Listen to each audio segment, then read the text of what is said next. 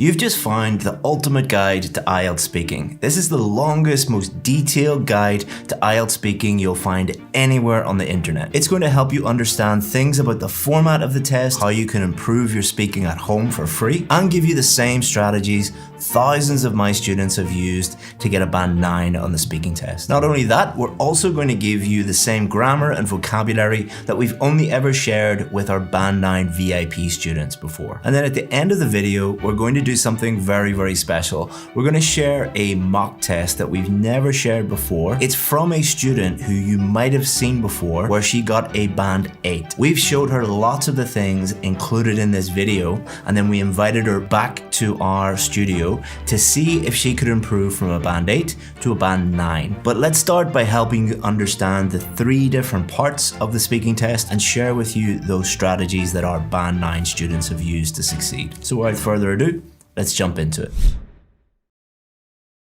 So let's start off by going through the 3 different parts of the IELTS speaking test and also tell you the characteristics of a band 5 to 6.5 student versus a band 7, 8 or 9 student. The vast majority of the candidates that the examiner will see will be in and around these scores. These are the average scores, and vast majority of examiners are seeing things like this. And these students do very particular things that are very easy for the examiners to spot. They are very, very different from band 7, 8 and 9 students. So what we're going to do is first of all go through each part and tell you what these things are that these students do, and then show you one of our students, and you can decide whether they are doing these things here or these things. So part 1, normally the easiest part, but it is where a lot of students mess up and they do a few things that are very avoidable. The most common thing that examiners hear and see is a memorized answer. The reason why they hear so many memorized answers is in part 1, because these are quite predictable questions like tell me about your job, your studies, where you live, where you're from. A lot of students will memorize answers in the hope to impress the examiner. But it's very, very easy to spot these, and it actually lowers your score. Related to that are very long answers, and these two are related. So often students will go online, they'll go onto YouTube, they'll go onto websites that have these kind of template answers, and often those are just way, way too long. You don't have to give very long answers to a question like, do you work or do you study, or tell me about where you live. Imagine you are in a normal situation. Imagine you are meeting someone for the first time and they say, where are you from? You wouldn't talk for 20 minutes. Also, sometimes these are off topic. So again, these 3 are kind of related because the examiner will ask you quite predictable questions in part 1. But then if they think that you have memorized answers, what they'll do is they're a bit sneaky. They will throw in very unusual questions like, how often do you wear hats? Do you like hats? When was the last time you had a birthday cake? These are all questions that you're not expecting, and it's really to catch out people who are just relying on memorized answers. And that is a really big sign to the examiner that you don't know what you're doing and you've just memorized a bunch of stuff. The other thing that is quite surprising for many people is that they sound very formal. Or another way to say this would be they sound robotic. They sound like you're talking to a robot. Now, this could be because of stress, this could be because of nerves, but it also could be that you have just been taught the wrong way. Often teachers with very little experience and students who don't know the test very well think this is a big, important test. This is a very formal occasion. I should speak like this. Hello, my name is Chris. You do not need to do that. And I'm going to show you some answers from my students. And I want you to think about, do they do any of these things, or do they do other things? And then we'll talk about the main characteristics of a band 7, 8, or 9 student. To thank you for watching this video, I want to give you a free course that has helped thousands of students improve their IELTS speaking score. What it's going to do is take you through every single part of the test and give you strategies for part 1, part 2, and part 3, and also allow you to practice at home for free and get feedback. To sign up for that for free, all you have to do is just click the link in the description. Thanks very much, and let's get back to the video. Do you ever miss being in high school? I do actually, because I started working very early. I did not get to experience the university or college. So the memories that I have, or the friends I have, is from high school. And I do think about times where we could just go back and have a reunion and like have that moment again. Do you have any animals in your home as pets? Yes, I have 2 dogs. They're both from the shelter, the animal shelter. They're rescues. Yeah, I've always had pets. Our family really likes keeping animals around. So you can probably hear there that it didn't sound very memorized. It wasn't very long. They stayed on topic, and it sounded like a normal conversation. Especially Band 9 students, it doesn't seem like you're talking to an IELTS candidate.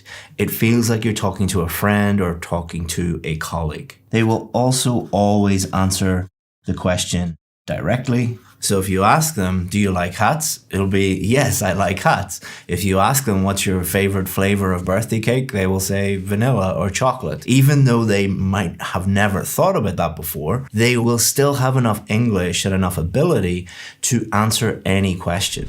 Now let's talk about seasons of the year. What's your favorite season of the year? Well, I love any time when the sun starts to come out. So around spring or early summer, before it gets too hot. You know, I just love a little bit of vitamin D, and it makes me happier as well. So that is definitely better than the winter. What do you do when it gets too hot in the summer? Hide. I tend to also, go into any kind of buildings with air conditioning, and I have the fan on every night when it's really hot. So yeah, when it gets really hot in the summer, I really need a lot of like fans and, kind of just anything I can hold with me when I go out as well. Now, none of those answers were very long, but they did develop their answers. So there's enough development. Normally what they do is they will directly answer the question, and then they might add in some explanation, an example, maybe a little story, maybe a little bit of extra detail. Again, there's no set number of sentences. You shouldn't go into the exam thinking I must use 2 sentences or 3 sentences, or I must not go over 3 or 4 sentences, because that's just too much thinking. We want to remove as much thinking as possible and just allow you to answer questions naturally. A good little tip is, if you are confused about this, imagine you're starting a new job and you're meeting your colleagues for the first time, and they say to you, where do you live? You probably wouldn't just say London, because that's a little bit rude, to be honest. It doesn't really give people a lot to go on. You might say, oh, I've just moved to London. I've actually just moved to an area called Wandsworth. It's really nice. It's close to the river. So you can see there that I didn't really think about how many sentences to use there, or whether I should use an example or whether an explanation. I just thought, how do I sound like a normal human being? Okay, so let's move on to part 2 of the speaking test. Part 2, you will get a cue card like this one, and you will have 1 minute to prepare your answer. And then you will be asked to speak for up to 2 minutes. And this is slightly different from part 1 and part 3, because this is a monologue. The examiner isn't asking you questions. The examiner isn't interacting with you. The examiner is just sitting back and listening to you. And it's a really important part for 2 reasons. Number 1, it's very unusual to speak for up to 2 minutes in a foreign language. Often this is the first time anyone has ever done this, so it can be quite daunting. And the second reason is more important, because the reason I think they put this part in here is because it gives the examiner a real chance to just focus on what you're saying. Focus on your fluency, your pronunciation, are you answering the question, your grammar, your vocabulary. So it's really important that you do well and you avoid these things that average students do. So the first one might be quite surprising. They rigidly stick to bullet points. So it's important that you understand the bullet points there are there to help you. They're not there to hinder you. So what average students normally do is they will just read bullet point number 1, then, oh, what do I say about bullet point number 2? I'll get to bullet point number 3. I don't know what to say. Let's go on to bullet point number 4. And then before they know it, they have run out of things to say and they're only 30 seconds in, which is going to lower your score. You must speak until the examiner stops you in and around the 2-minute mark. Band 7, 8, and 9 students do something very, very different, which we'll talk about in a second. We've already mentioned this. They often run out of ideas. This is because they're just sticking to bullet point 1, 2, 3, 4. Doesn't really give them enough to go on and they just stop talking. And I often hear students trying to make things way too complicated by using some kind of trick or template that they've memorized. For example, a very popular one is PPF. Past, present, future. The intention is to make things easier for you, but it can end up making things more complicated because it's a very unnatural way to answer any question. When have you ever been in a coffee shop and someone has asked you a question and you think, I'm going to talk about the past, and then I'm going to talk about the present, and then maybe compare the present with the past, and then talk about the future. You're just doing way too much thinking, and often students will get questions that they don't know what they're going to do in the future, or the past is just not applicable at all. So this can make things worse. And band 7, 8, and 9 students don't use this at all. What do they do? Let's listen to one and think about what they do differently. The first time I met a new friend, so I'm going to go way back. It was my first day of school, kindergarten, and I met a girl named Amanpreet Kaur. We were about, I think we just turned 4 years old. We met obviously in kindergarten, first day of school. What I liked about her when I first saw her, we were sitting together where the teacher made us sit next to each other. And she had this long hair and it was like sectioned into 2 parts and it was just braided all the way down. And she had the cutest face I've ever seen. She had this little fluffy marshmallow-like face. I guess that's all it takes when you're a kid to want to be friends with somebody. And then I tried to... So there's like this little thing that kids do where they put their thumb out to show other kids that I want to be your friend.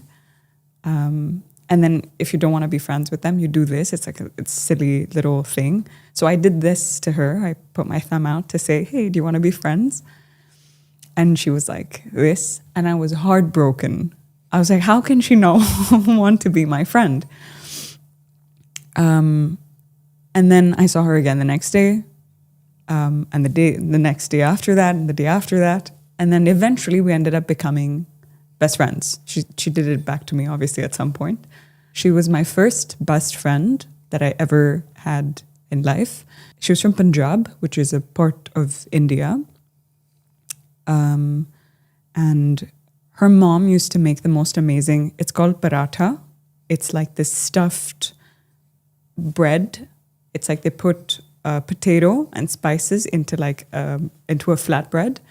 And my mom used to make something called sira, which is sweet semolina situation. That's the end of the 2 minutes. Okay. So again, this was very natural. The student just was able to speak naturally, the conversation flowed, and they were able to speak quite fluently and easily for up to 2 minutes. How did they do that? Well, the first thing that they did was they just focused on the main topic. Again, if we look at the cue card, you will have the bullet points here, but at the top, this is the main topic. By just focusing on the main topic, this gives you a lot more freedom to speak fluently and naturally rather than trying to do bullet point 1, 2, 3, 4. So again, it sounds like a natural conversation because again, they're not using any tricks, any memorized structures or anything like that. It is again like talking to someone in a coffee shop saying, let's talk about this, or what do you think about this? Now you might be thinking, well, should we not use the bullet points? Well, they do use the bullet points, but they only use them when it's appropriate to help them. So they use the bullet points to help them speak naturally. So what does that mean? Well, if they see bullet point number 1 and they think, I can easily talk about that, they talk about that. But if they look at bullet point number 2 and think, I don't really know about that, I don't feel comfortable talking about that, don't talk about that. And then they can talk maybe about bullet point number 3 and bullet point number 4, but they can add other things below the bullet points, other things related to that main topic. All they're doing is just picking things that make it easy for them to speak like a human being naturally to the examiner. Now let's move on to part 3. Part 3, in my opinion, is the most challenging part because it requires the student to do a few special things that most students are not used to doing. So let's look at part 3 for these band 5, 6.5 students. So the biggest difference between part 1 and part 3 is part 1 is just, as I've said, every day getting to know you, chit chat, small talk type questions.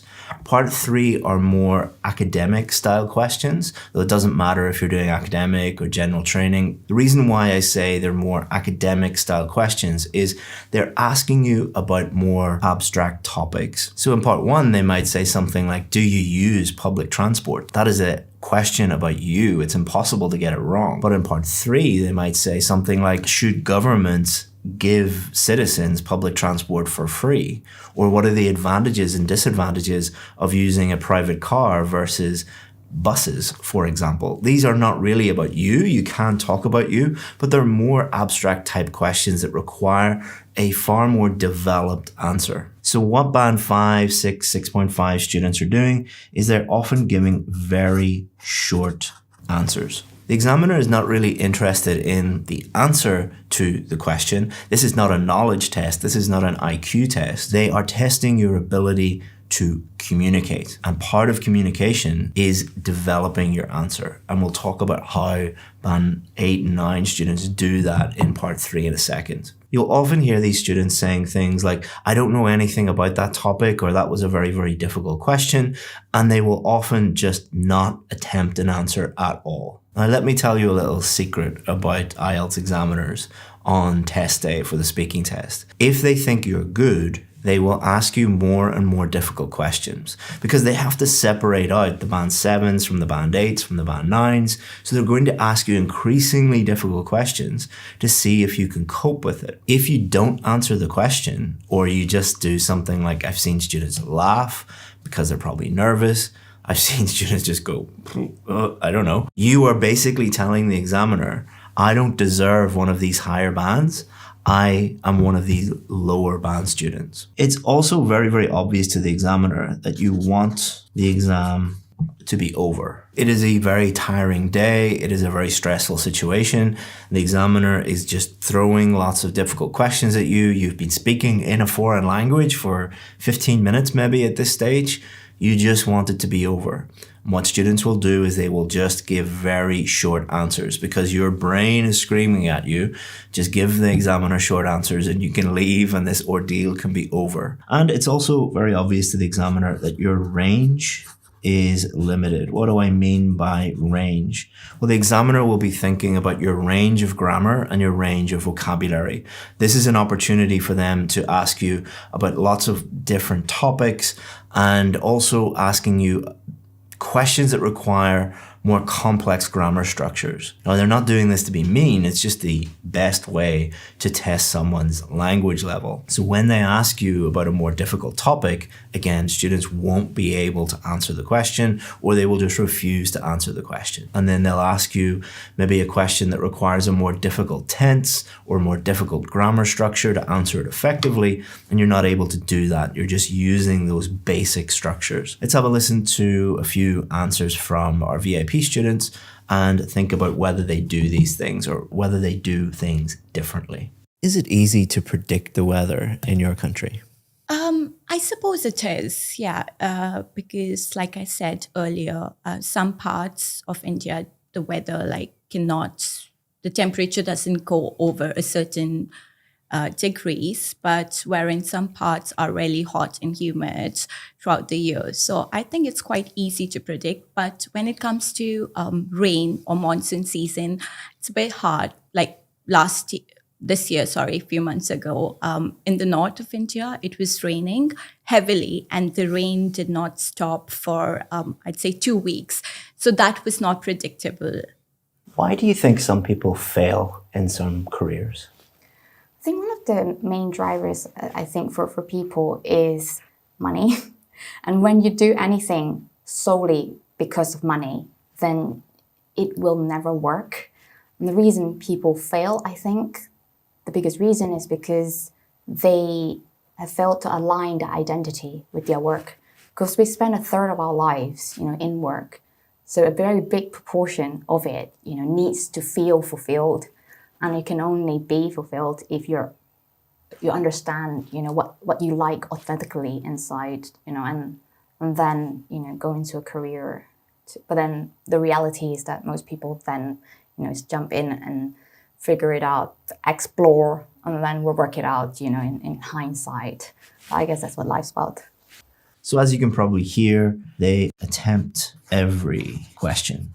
Doesn't matter if they're thrown a difficult question. As you heard there, some of the questions were extremely difficult, and it was obvious that the student was not an expert on that topic. But again, it's not an IQ test, it's not a knowledge test. The best thing that you can do, even if you know nothing about that topic, is attempt some kind of an answer, because you're explaining there to the examiner, okay, I don't know about this topic, but my English is good enough. I can communicate in English, and it is an English communication test. And there was lots of development. So they answered the question, but they also explained why they thought that or why other people thought that. They might have thrown in an example or a story related to their life. And what you often hear Band 7, 8, and 9 students doing is showing the other side of the argument. They might say, well, some people think this, but other people think this, and I agree with this person or I agree with that person. So they're fully exploring that topic. They're not just saying, I think this. And they have no problem with range. Again, it is the intention of the examiner to test your language ability.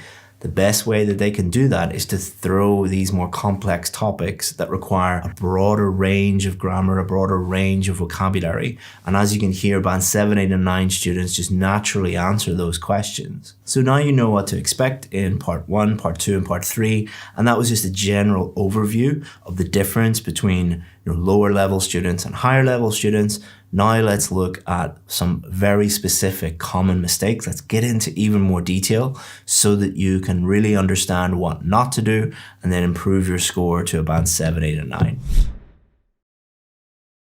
So here are some common mistakes. Okay, so what we're going to do is talk about these very, very briefly. Then I'm going to get my glamorous assistant here to ask me a question. I haven't prepared any answers or anything like that. I want it to be as natural as possible. And I will pretend to be a student who is doing one of these common mistakes. In the comments, what I want you to tell me is, which of these am I doing? My favorite website is IELTS Advantage because it helps me with my IELTS scores. Okay, so that's the first one.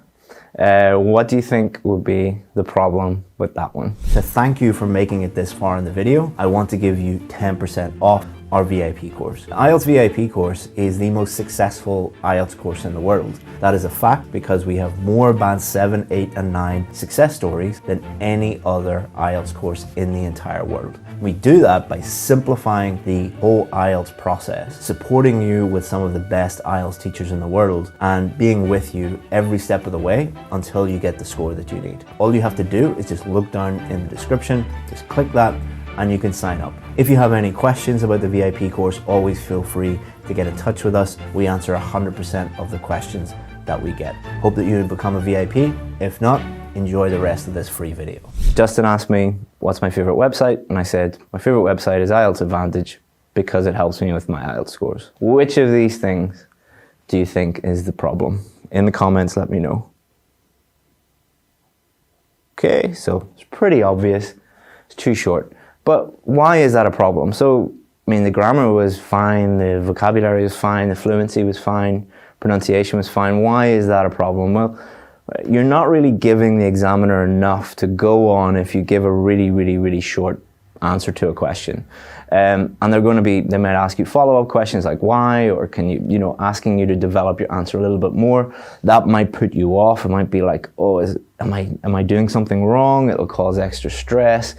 You want to be developing your answer a little bit more than that. Now for part 1, you don't have to develop it much more than that, but just giving a one-sentence answer wouldn't really be enough. You'd have to add a little bit more detail or an explanation or example or something like that just to develop it a little bit more. This is going to be more difficult than I thought. I thought this was going to be really easy, but trying to answer a question and pretend to be someone else is more difficult than I thought. All right, so give me another one. My favorite kind of weather is cold weather because I do not like to be cold. When I am cold, I feel bad and I shiver because it is very cold. I always like warm weather. Warm weather is nice. That's why I like the summertime. Okay, so in the comments, what do you think about that one? Was it a memorized answer, trying to impress the examiner, too long, too short, robotic delivery? What do you think? And Dewey Chan says robotic delivery. Yeah, so, I mean, this is not really a student's fault. It can be a couple of things. Number one, it can be because you're really stressed out. It is a very stressful exam. Obviously, you might have a lot of pressure in terms of it might cost you your job. It might lead to your family being, upset with you. You might have a visa waiting for you. It is a very high stakes test. So what happens is people just, kind of clam up and speak in a very robotic way. So that is a problem because you're not being as fluent as you could be. Also, if you are so stressed out that you are speaking in that way, then people tend to make, in my experience, more grammar and vocabulary mistakes because they're just not relaxed and speaking in a natural way. And also sometimes it can cause pronunciation issues for the same reason because a lot of people when they're speaking in that way can speak in a very quiet way, like inside their mouth is how I always describe it, rather than projecting their voice, so it might make it a little bit difficult for the examiner. So there's lots and lots of problems you can have there. The other reason is a lot of people have been taught that the IELTS speaking test is a formal academic test and you should speak in a formal academic way. It's not. It's a speaking test about how you would speak to a normal person in a normal situation. You're not going to speak in that overly formal, overly academic, robotic way because that's not how you would speak to someone. Like imagine if Justin and I were having a meeting and I said like, how was your weekend? My weekend was good. He wouldn't really talk like that. So one of the key pieces of advice is just speak to the examiner in the same way that you would speak to a friend or a colleague or a classmate or a teacher, someone who you know, when you're not speaking in a really informal or formal way. Just in a normal way would be good. Okay. So you could say that I'm a real fashionista and I wouldn't really dress down once in a blue moon because I am a real fashionaholic. and fashion is my life. I would die for fashion. So when I'm in the mood, I go to the shopping center with my buddies and we buy the place out and we spend lots of money buying new clothes. Okay, so in the comments, what would you say is the problem there? Trying to impress, yeah.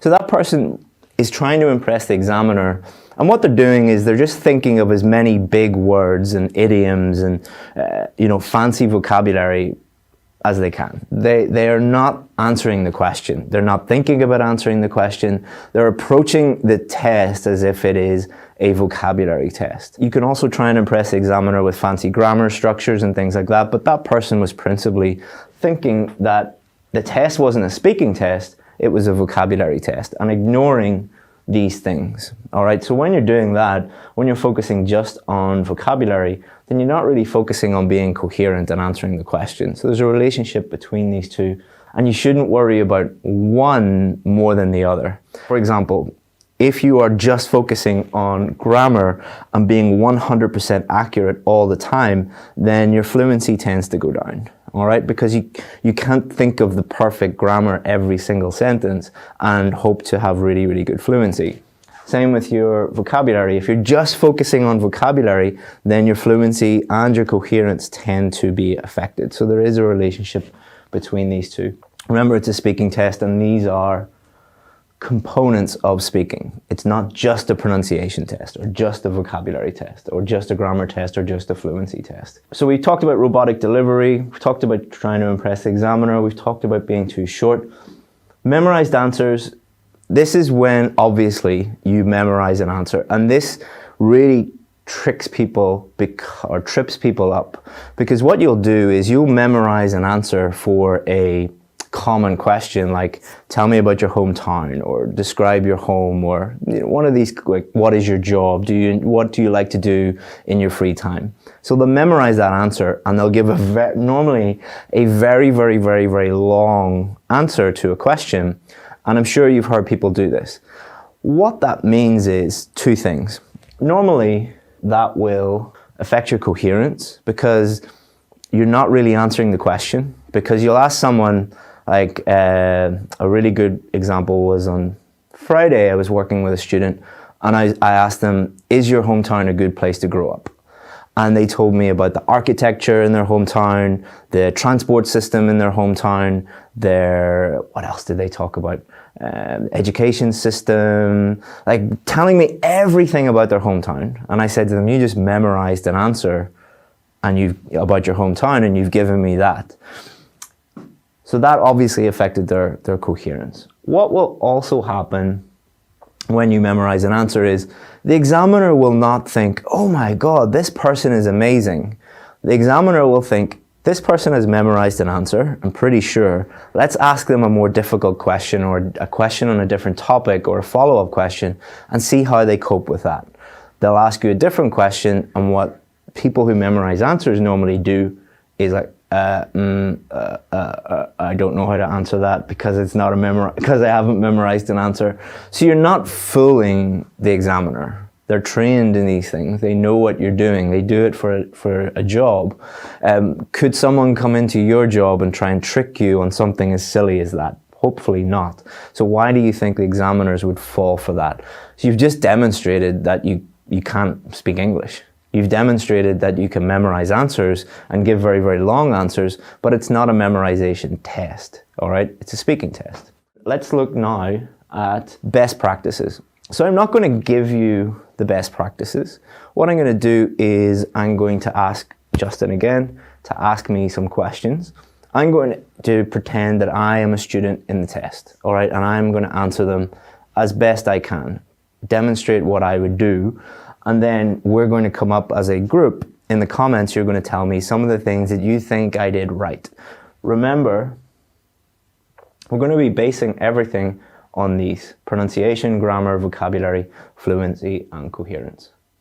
So, and compare them also with the bad examples that we showed you here, okay? I would have to say, hands down, my favorite food is steak. So my wife cooks this for me every Friday. Normally I go for a workout and been lifting weights and running around, and I'm really, really hungry.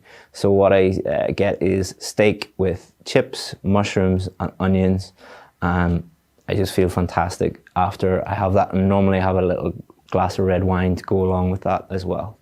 So in the comments, tell me some of the things that you think I did well, and so how could we create some best practices in the comments.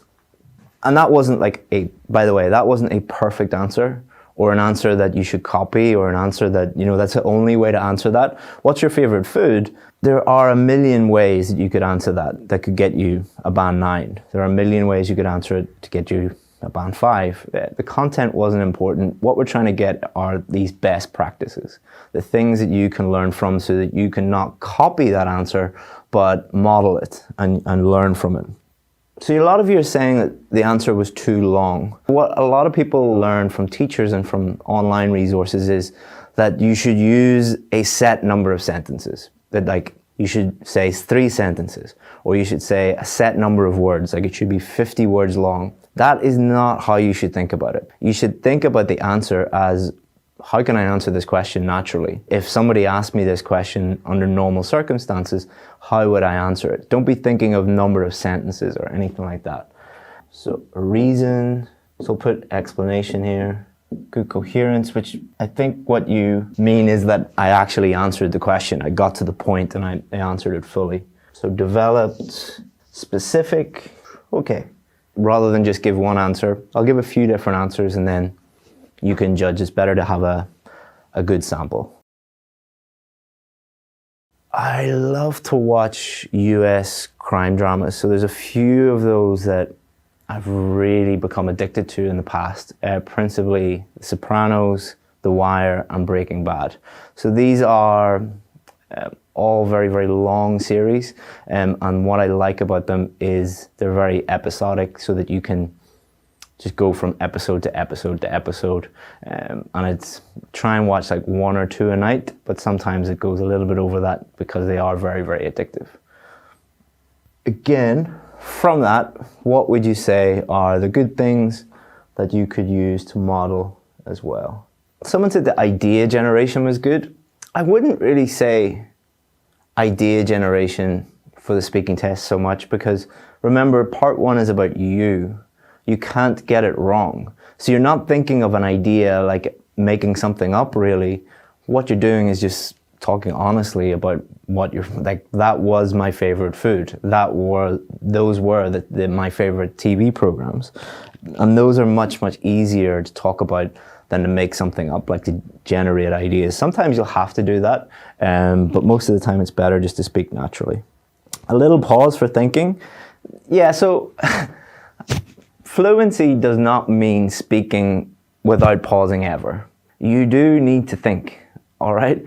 It is better to think for a couple of seconds and then give your answer than to immediately begin talking and then get lost and, start, So I don't think it's, mandatory for you to think at the beginning. I don't think that's a best practice. But I think the point I'm trying to make is fluency does not mean that you never pause. It's a bad fluency is when you're pausing at an unnatural rate. Examples, grammar, I'm fluent, okay. So I'll give one more example and then we can talk about what I did. I use too many apps, I use hundreds of apps. Actually, recently what I've been trying to do is to make my phone a lot healthier to make me more productive. So what I mean by that is, in the past I had a lot of social media apps such as Facebook, Instagram, YouTube, and that wasted a huge amount of time. So I deleted all of those from my phone, and now I use apps that can track my number of steps that I'm taking, my sleep, general exercise, calorie intake, things like that. So that will help me improve in the future rather than just waste time with apps that don't really improve my life at all. Again, what do you think about that one? So all of them have some some common themes, all right? And that's what you want to do. You don't want to be copying the content or thinking, this is exactly what he said, or this is exactly what he did. Just think about the common themes amongst them. So definitely a lot of you talked about that they were natural. And yes, these are about me. They're questions that they're asking about me. When you are in the test, they're asking about you. So just ask them naturally or answer them naturally. And that is going to help your fluency, but I also think it helps your grammar, your pronunciation, and your vocabulary as well, because you're not thinking too much, because it's just easier to talk about yourself and to talk naturally. Also, I wasn't talking in a very robotic way. I wasn't trying to impress the examiner. I wasn't trying to insert lots of fancy words or anything like that. I was just speaking. Obviously, I'm a native English speaker, so that obviously helps. But if you need a 7 or above, you should be at a high level of English anyway. So just speaking in the same way as, imagine it's your first day of a new class and you're speaking to your classmates. How would you answer those questions? So a lot of you talked about the questions are developed. I gave some explanations, some examples. Again, going back to this, answering it naturally, I don't think it is a good idea to answer part 1 questions in a very formulaic way. What do I mean by that? So what a lot of people will do is suggest that you answer explanation and then example. Like, that is a very, very formulaic way of answering a question. Can that help you? Sure, it can help you, but do you answer questions in your native language in that way? Like, imagine you're speaking to your brother or your sister or your friend tonight and they asked you, what's your favorite TV program, or what's your favorite food? You wouldn't think, like, my favorite food is steak. Explain, you know, and then, okay, it's my favorite food because blah, blah, blah, blah, blah. Example, last week, you wouldn't really do that. Does that mean that you should never use explanations and examples? No, but just have them as like tools in your toolkit. Think about it when you're developing things. I need to give the examiner enough information so that they can understand what I think about this, but don't think about it in a formulaic way, like a mathematical formula. You can add a little bit more detail, add an explanation, add an example, but not in a formulaic way. Hopefully that makes sense. Coherence, so that's related to, I developed the answer and I answered the specific question. When they ask you about your favorite food, tell them about your favorite food. If they ask you about apps, talk about apps. Answer the specific question that they're asking you. And also, again, developing it will help with your coherence. I'm a native English speaker, so I don't want to say my grammar was great or my vocabulary was great because I was, born speaking English. Obviously as well with fluency, so we not want to talk too much about those. I'm not going to pat myself on the back by saying my English is great when I'm a native English speaker, of course, but what you will find there was I didn't try and focus on using really, really impressive grammar, impressive vocabulary. What I did was just answer the questions naturally. And by doing that, the grammar and the vocabulary and the fluency just flowed from that.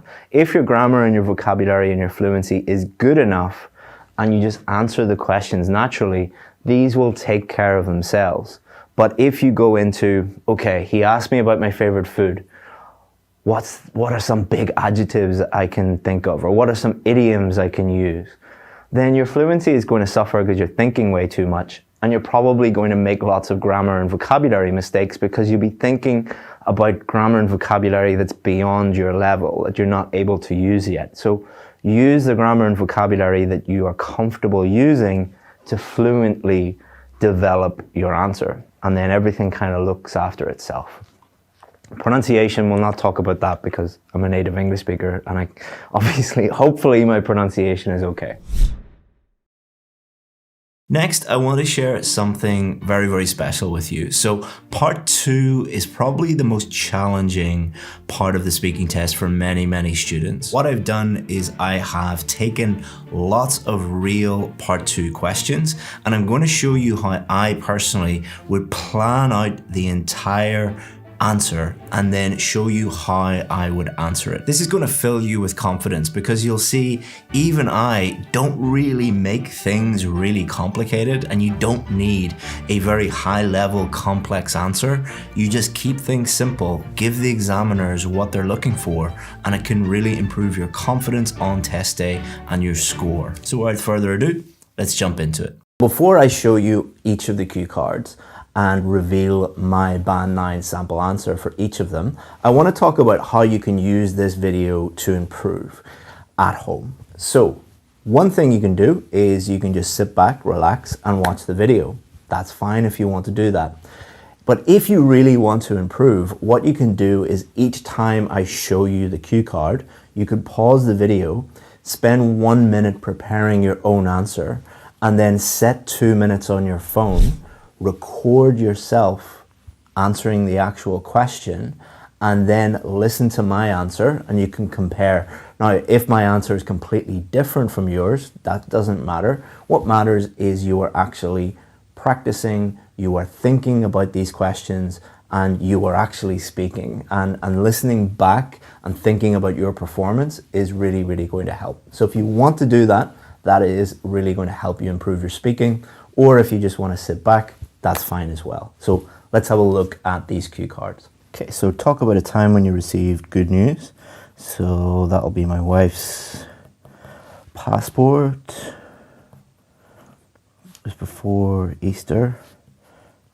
Give a background on why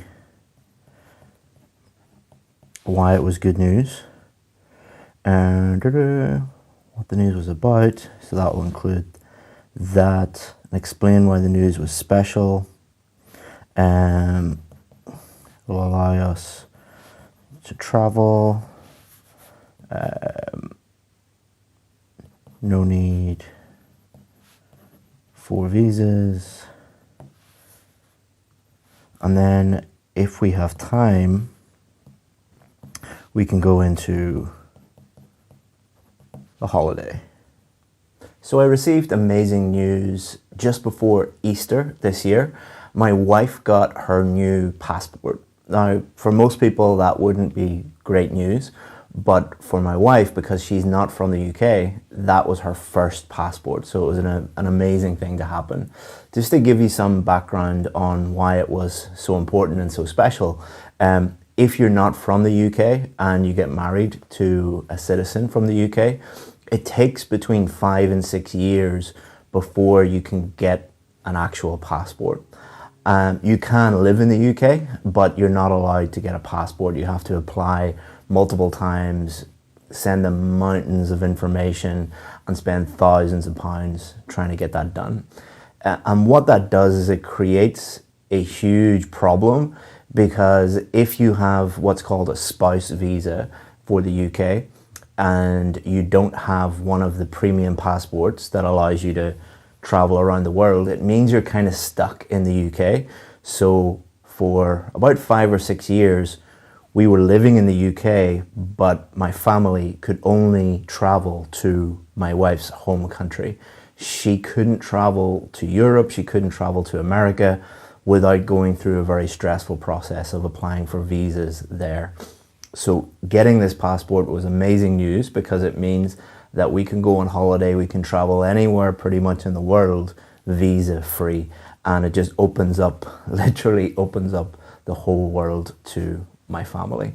And to celebrate, I booked a holiday to Portugal. It was the first time my wife had ever been to Portugal, and we were able to just breeze through immigration with her British passport. Okay, so I'm gonna go snorkeling, tell a story about Barbados. So the first time, and then the second time to, it was too wavy? No, not too wavy. It's too rough.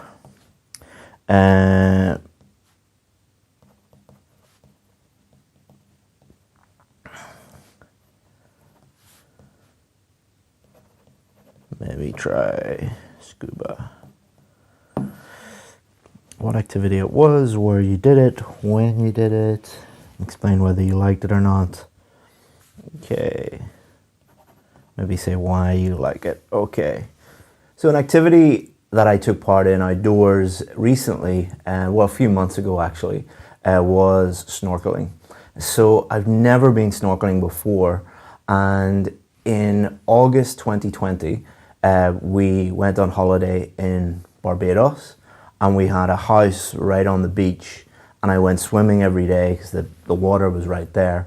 And our next door neighbor, it was an American guy, every day he would go in snorkeling, and I didn't really think that snorkeling was available. And then on our last day of the holiday, he said, "Do you want to try my snorkel?" So I put the snorkel on, and I was kind of really surprised and kind of disappointed because there was this amazing coral reef right under the sea, a stone's throw away from my house. So, for 2 weeks I was swimming and could have been watching this amazing scene underneath the water. So we rebooked our holiday to Barbados. We went back again December last year, and I brought my snorkel with me. I went to the sports shop and purchased the best snorkel I could buy and brought it in my suitcase with me. And when we got there, we discovered that the sea was too rough, so I couldn't snorkel, and the sea was rough and choppy the whole time we were there. So not only could I not snorkel, I couldn't even swim. So I missed that opportunity again. In the future, I hope to snorkel maybe somewhere else that has more reliable snorkeling. But I'd also like to try scuba diving because I think weather doesn't really matter so much because you're underneath the water, and it's a far more immersive experience, but it does require a lot of training. So maybe I need to do my PADI license. So that was wait on a flight because the flight was cancelled. We had to decide. So what we did right away, decide Portugal or Spain or stay. Decided to stay.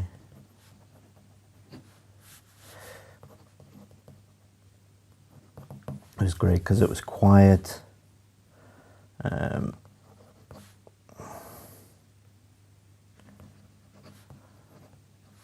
Felt very calm, but disappointed because no compensation. Okay. I hope that you're enjoying this video, but YouTube can be a little bit confusing and overwhelming. So what we've done is we've created a free IELTS course called IELTS Fundamentals. What IELTS Fundamentals does is it just boils everything down into the most important fundamental things that you need to learn. It's designed to help you remove all of the stress and just get the score that you need in the quickest possible time by just giving you the information that you need. And it covers everything. It's 100% free, and it has helped thousands of students get a band 7, 8, or 9. If you want to sign up for IELTS Fundamentals for free, click the link in the description. Thanks very much, and let's get back to the video. So recently I had to wait nearly 1 week for a flight. So we were flying back from the south of Portugal, the Algarve, from an airport called Faro. I'm probably mispronouncing that. Apologies to any Portuguese in the audience. But what happened was our flight was at 8 p.m. from Portugal back to Belfast. And at 10 to 8, so 10 minutes before the flight was about to take off, I got a text message saying that the flight was cancelled with no explanation at all. I think it was the French traffic controllers, so thanks very much for that. And what happened in the immediate aftermath was we just said, okay, no problem. We went to a hotel, and it was actually a bonus because we went to a little town in Portugal that we would never normally go to. And it was amazing because we got to see the real Portugal. They had a fish market and a vegetable market there, right beside the water. So it was nice just to go and shop with the locals and have coffee with the locals. So it was actually a blessing in disguise. Later that day, we needed to decide either we had to get a taxi to Spain because there was no flights available that day from Portugal to Belfast, or to take a 4-hour taxi ride to Lisbon, the capital, or just wait for the next available flight, which was 5 days away. So we decided to do that because when we added up all the costs, it was actually cheaper just to stay an extra 5 days. And that was an amazing experience because we went back to the same resort that we stayed in. And because Easter had passed, it was basically just us in the resort. So we got, not just 5-star service, 6-star service. And it was really quiet and beautiful. And having our flight cancelled was an amazing experience. Okay, there's no one that I can think of that I really want to work with. So I'm just going to pick someone famous because that's going to be easy to talk about. So Elon Musk, how you know them, Tesla, Twitter, etc. What they do, so that's kind of the same thing. The thing I would like, so it's first principles, thinking, and then he makes money by solving problems. And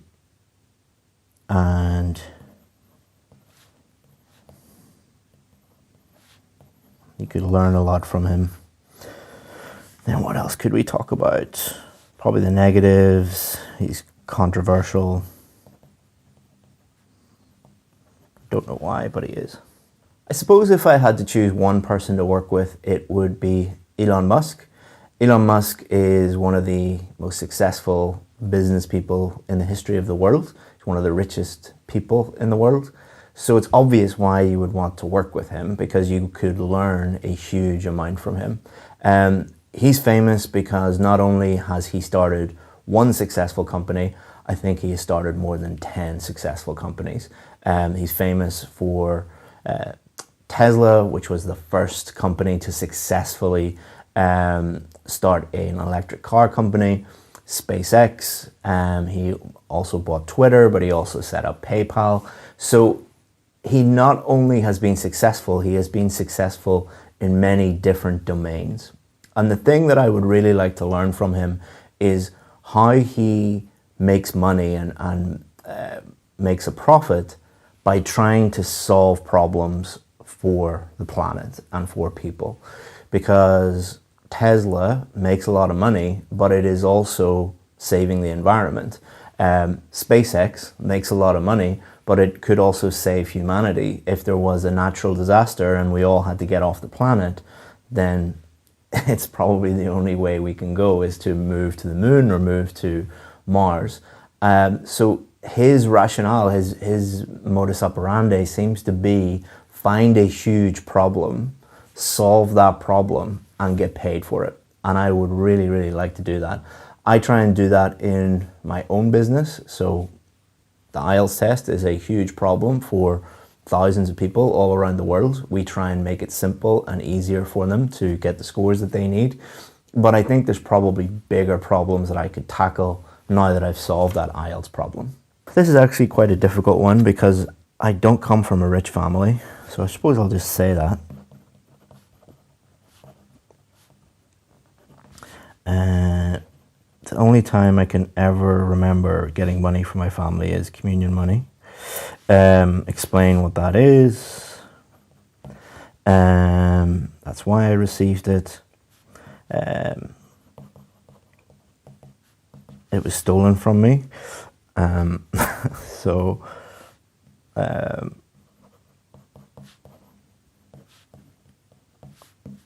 But it makes me very grateful because of why it was stolen in inverted commas. I don't come from a very wealthy family, so I've never been given a huge amount of money in my life. The only time I can remember being given a significant amount of money was for my first Holy Communion. So I'm Irish, I'm from a Catholic background, and if you grew up Catholic, when you're around 7, 8 years old, you do your first Holy Communion, and it's like a big milestone in a child's life. And normally, family members will give you some money. So I think at the time I was given like between 40 and 50 pounds. So in the late 80s, early 90s, can't remember exactly when that was, early 90s, that was a significant amount of money. But I actually reminded my mother the other day that she took that money from me. I said she stole it from me. And her response was, well, we didn't have any money, so I stole it from you to buy you food and to buy you clothes.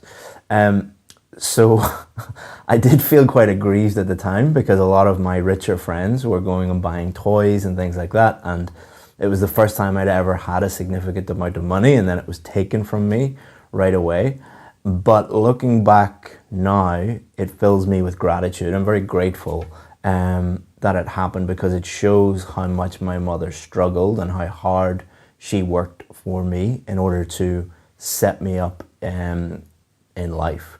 And recently my little boy did his first Holy Communion, and he got a lot more than I got, and he wasted it on buying things in a computer game. And it was a good opportunity for us to teach him about money and teach him about not wasting money.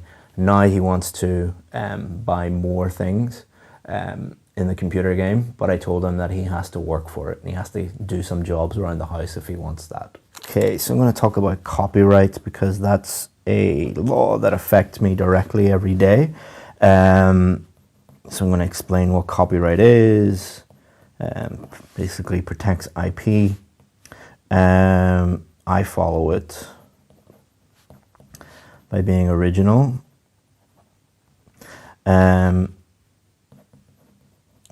Protects from people I hate. Let's call a spade, and explain what should happen if you break that law.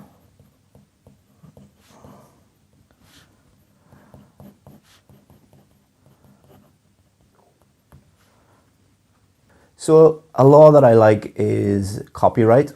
Copyright protects content creators, people who create things. It protects their intellectual property from being copied without authorization. The reason why I like this law is because my job, principally, 80% of my time is spent making original content. So that could be a blog post, that could be a YouTube video, it could be an image, something like that. And how this law protects me is on a daily basis, definitely a weekly basis, somebody takes my original work and just copies it completely. And what we can do is we can then tell the platforms, or sometimes like YouTube tells us, hey, somebody has copied your work. And what that allows us to do is basically get that taken down, and then YouTube can either ban them from the platform, or what they do is they have a 3 strikes policy, I think, where if they do it 3 times, they're completely banned from the platform. I do like this law, but I think that it isn't enforced enough and it isn't respected enough by other people. Recently we had, or not recently, throughout our whole career, we've had a lot of people not only copying our content, the words and the images and the video, but copying things now like our titles and our thumbnail images, which are all original, and they take a lot of creativity and brain power and time and work. And I absolutely hate the fact that somebody lazy and stupid, to be honest, can just come along and take that and steal it. And when we report people stealing our titles, people stealing our thumbnails, YouTube are less likely to take that down because they don't consider that a copyright violation, when, if you follow the letter of the law, it actually is. Okay, so Portuguese. fish stew.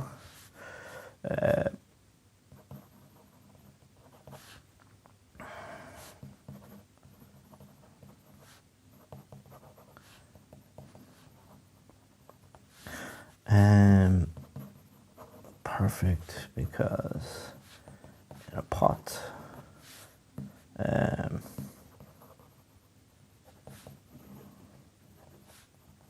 Restaurant allowed us to take turns.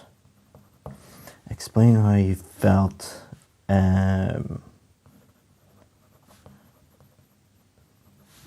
Great, because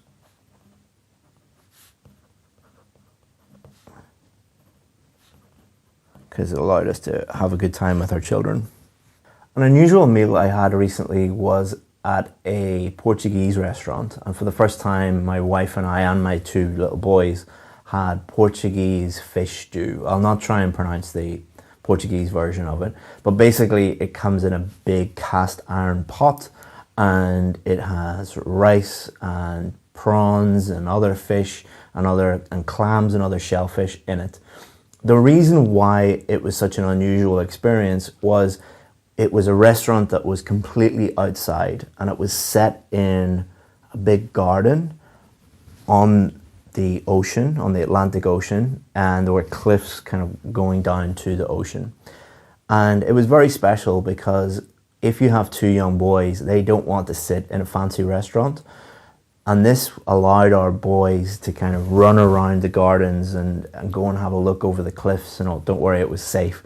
And it allowed myself and my wife to take turns playing with the boys or eating our meal. And because the stew was in a big cast iron pot, as I said, it didn't get cold. So I would eat some while my wife was looking after my boys, and then my wife would come back and she would eat some, and then I would go and play with my boys. And they didn't really eat it because they think that, you know, prawns and things like that are gross. But we really, really enjoyed it. I would definitely go back to that restaurant again, and I would definitely order that meal. One thing we did miss out on was as we were leaving, we discovered they had a fresh fish counter where the daily catch was brought in, and you could actually go and choose your fish. My wife loves seafood, and next time we'll get the fish stew, but we'll also pick a few other things. So there'll be hiking. I'll explain 3 places or 4 places.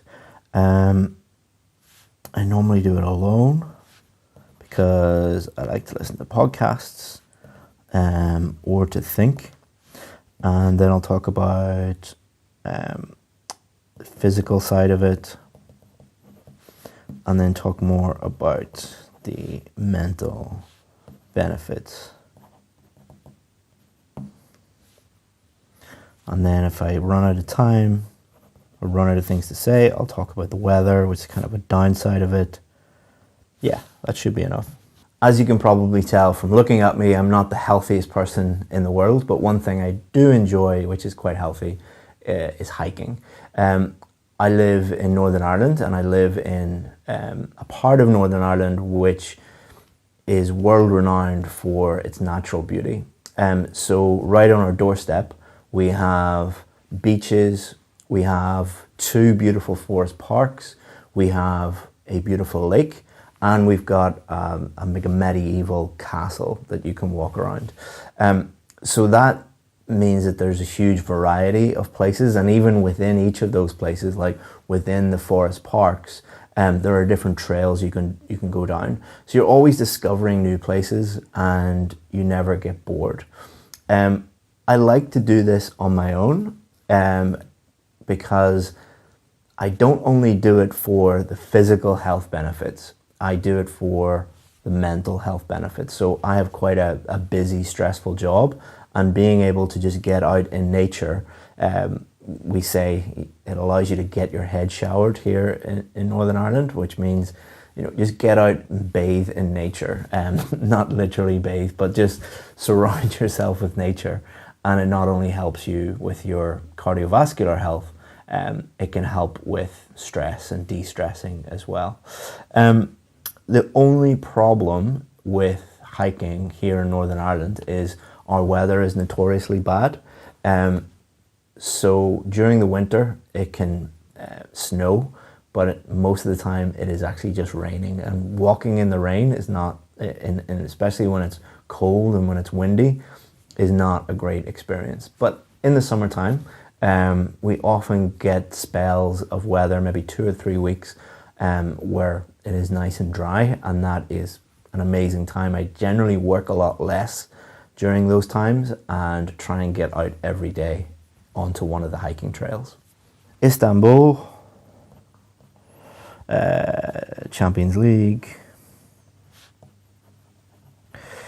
Who you'll go with, because my son supports Man City. Why you want to go there to see Man City. Explain why you want to go for a short period. Champions League. So there's not much there. So I'll talk about why it's not suitable for kids. And I'll talk about other parts of Turkey.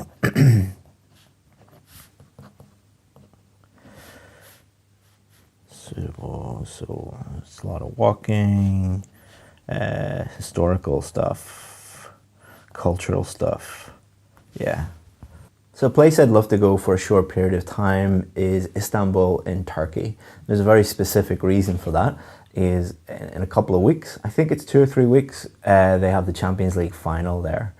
My little boy, Tom, who is 8 years old, is obsessed with Man City. So we watch all the Man City games here in the house, and he especially loves the Champions League. So if they make it to the final, I would love to take him to the Champions League final. I don't know if we'll be able to go, however, because tickets are quite hard to come by. But if we get the opportunity, I'd love to go. I wouldn't take him there for more than a couple of days. I know that Istanbul is an amazing place to visit, but I don't think it's suitable for children, or not for my kid anyway. The things that I would like to do in Istanbul, such as experience the wonderful food and the historical sites and the religious sites and the cultural things to do there, an 8-year-old is just not really interested in those things. So we would probably just fly in, stay the night before, go to the match, and then come back. I think the matches are held quite late there because of the temperature, so we probably would fly back the next day. I would like to take him back to Turkey, but probably not to Istanbul, for the reasons I just said. He doesn't really like big cities, but he does like seaside resorts, and there are places like Antalya in the south of Turkey, and I'd like to take him there for a lot longer, a week or two, so he could experience Turkey and all the wonderful things there that they have for kids. Okay, so there's an old man in the sea. I met him in the sea while I was swimming. How you met them? I met them in the sea, what they do. So he's lived there for more than 80 years. In the sea nearly every day. Told me about the history of the village. And he was just so calm and serene. He's a product of his environment.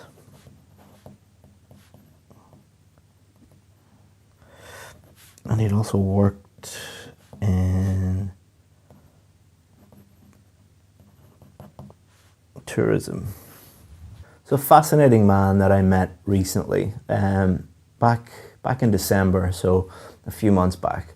I was swimming in the Caribbean Sea on the west coast of Barbados, and there was an old man who was just lying back, relaxing in the sea, and he started talking to me, and I discovered that he lived in a house right on the beach in the village where I was staying. He was more than 80 years old, and I discovered that he had been in the sea nearly every day of his life. And for me, that location is one of the most beautiful places in the entire universe. And it was quite astounding to meet someone who was doing the thing that I wish that I could do, and he'd done that for his entire life. And what struck me about this man was he was so calm, so serene, and when I thought about it, he was kind of a product of his environment. So I often wondered after meeting him, if he grew up in a let's say a poverty-stricken part of the world, in a very rough inner city neighborhood, would he be that person? So it's kind of thinking about that nature versus nurture debate. And it was also fascinating to talk to him about the village in Barbados that he grew up in, because I think his grandmother, he said, owned most of the land around that village, and she was such a lovely woman, and she just gave plots of land to everybody who needed it. So the village kind of grew up around her, and he knew everybody in the village, and they were all very tight because she had just gifted that land to everybody. So fascinating guy. So by now you're probably thinking, just give me some quick tips and tricks. Your test might be coming up very, very soon, and we're going to do that, but in a very special way. We're going to teach you all the tips and tricks you need by telling you the story of one of our most successful students, Priyanka. Priyanka failed the speaking test 4 times in a row, and we helped her improve from a band 6 to a band 8 in just 2 weeks by sharing the 4 most important tips that you need to understand in order to improve. So let's hear Priyanka's story. Priyanka failed her speaking test 4 times in a row, and she was about to give up on her dream of moving to Canada forever. But after I gave her these 4 simple tips, she jumped from a band 6 to a band 8 in just 2 weeks. So the other day I got this email. Chris, my test is in 2 weeks and I'm going to fail again. I failed my speaking 4 times in a row and I don't know why. Help! So I replied, let's do a one-on-one speaking test. And she was right. She failed again. In fact, she got a band 6 in fluency, pronunciation, grammar, and vocabulary. But I could tell that if she changed just 4 simple things, she was going to get a band 8 on her next test. And when I told her this, she said, do you know my test is in 2 weeks? Yes. Do you know that if I fail this time, I'll never be able to move to Canada? Yes. Don't worry. Every band 9 student that I've worked with used these 4 simple tips. The first thing we needed to work on was her poor fluency. There were more ums and ahs in every answer than an Elon Musk interview. And Priyanka had the exact same problem Elon does when he speaks publicly. You see, when anybody speaks, they make these audible pauses, these ums and ahs. This is totally normal, and we all do this when we're thinking of what to say next. Elon is thinking of very complex things like how to launch a rocket to Mars, so he has more pauses, ums and ahs, because he's thinking a lot about what to say next. And this is exactly the same reason why Priyanka's fluency was so bad. You see, your brain is just like a computer. If you're like me, you'll have hundreds of tabs open in your browser. And what happens when you have hundreds of tabs open? Your computer slows down. So you might have the latest MacBook Pro, but if you push it too hard, it slows down. Her fluency wasn't bad, she was just trying too hard. You see, she was taught by other teachers that to get a high score on the IELTS speaking test, you need to have impressive ideas. So I asked Priyanka, what happens when you're speaking in the test and you try and think of complex ideas? And she said, I freeze and my mind goes completely blank. So why try and think of complex ideas? The truth is that nowhere in the official IELTS marking criteria does it mention complexity of ideas. In fact, ideas are not marked at all. But just telling students this information doesn't really change their behavior and their performance on test day. So I decided to show Priyanka exactly what to do. So I asked her a simple IELTS speaking question, and her answer was a complete mess. The usual ums and ahs and long pauses. So I asked her the same question again, and I asked her just to change one simple thing. And this changed everything. She answered the question with band 9 fluency. And Priyanka was completely amazed. You mean simple ideas increase my score? Yes. If you're trying to use complex ideas in the speaking test, you're making your life 10 times more difficult for no gain at all. It's like trying to eat a bowl of soup with a Swiss Army knife instead of just using a simple spoon. But just because we fixed her fluency issues doesn't mean she's going to get a high score for grammar. So let's look at that next. So we did the same thing again. I asked her a simple speaking question. How has your hometown changed since you were a child? And her first answer was long, it was complex, it had multiple different tenses and multiple different grammar structures in there. Do you think an answer like this would get a high score? Well, her answer might be complex. It might have a very wide range of grammar, but it contained multiple grammar errors. So what I did was I asked her the exact same question and I gave her some advice and told her to change just one thing. And here is her answer. My hometown has changed dramatically since I was a child. It used to be a small village, but it has grown into a bustling city with new opportunities. Despite the fast pace, the sense of community has remained strong. Now, this example only has 2 of the most basic tenses in the English language. It is much, much simpler, but it contained 0 errors. And to get a band 7 or above on your IELTS speaking test, 50% or more of your sentences must have 0 errors. To put it simply, the more sentences you produce with no grammatical errors, the higher your score. So which answer do you think would get a higher score? The one that has a very wide range of grammar, but lots of mistakes? Or the simpler one with 0 mistakes? But like many of you, Priyanka was still very worried and she asked me, what about range of grammar? Aren't I being judged on both range and accuracy? Well, in the test, you know the way the examiner asks you a range of different questions. Well, they're doing that to test the range of your grammar. Just by answering each question naturally and appropriately, you'll naturally use a range of different grammar structures and tenses.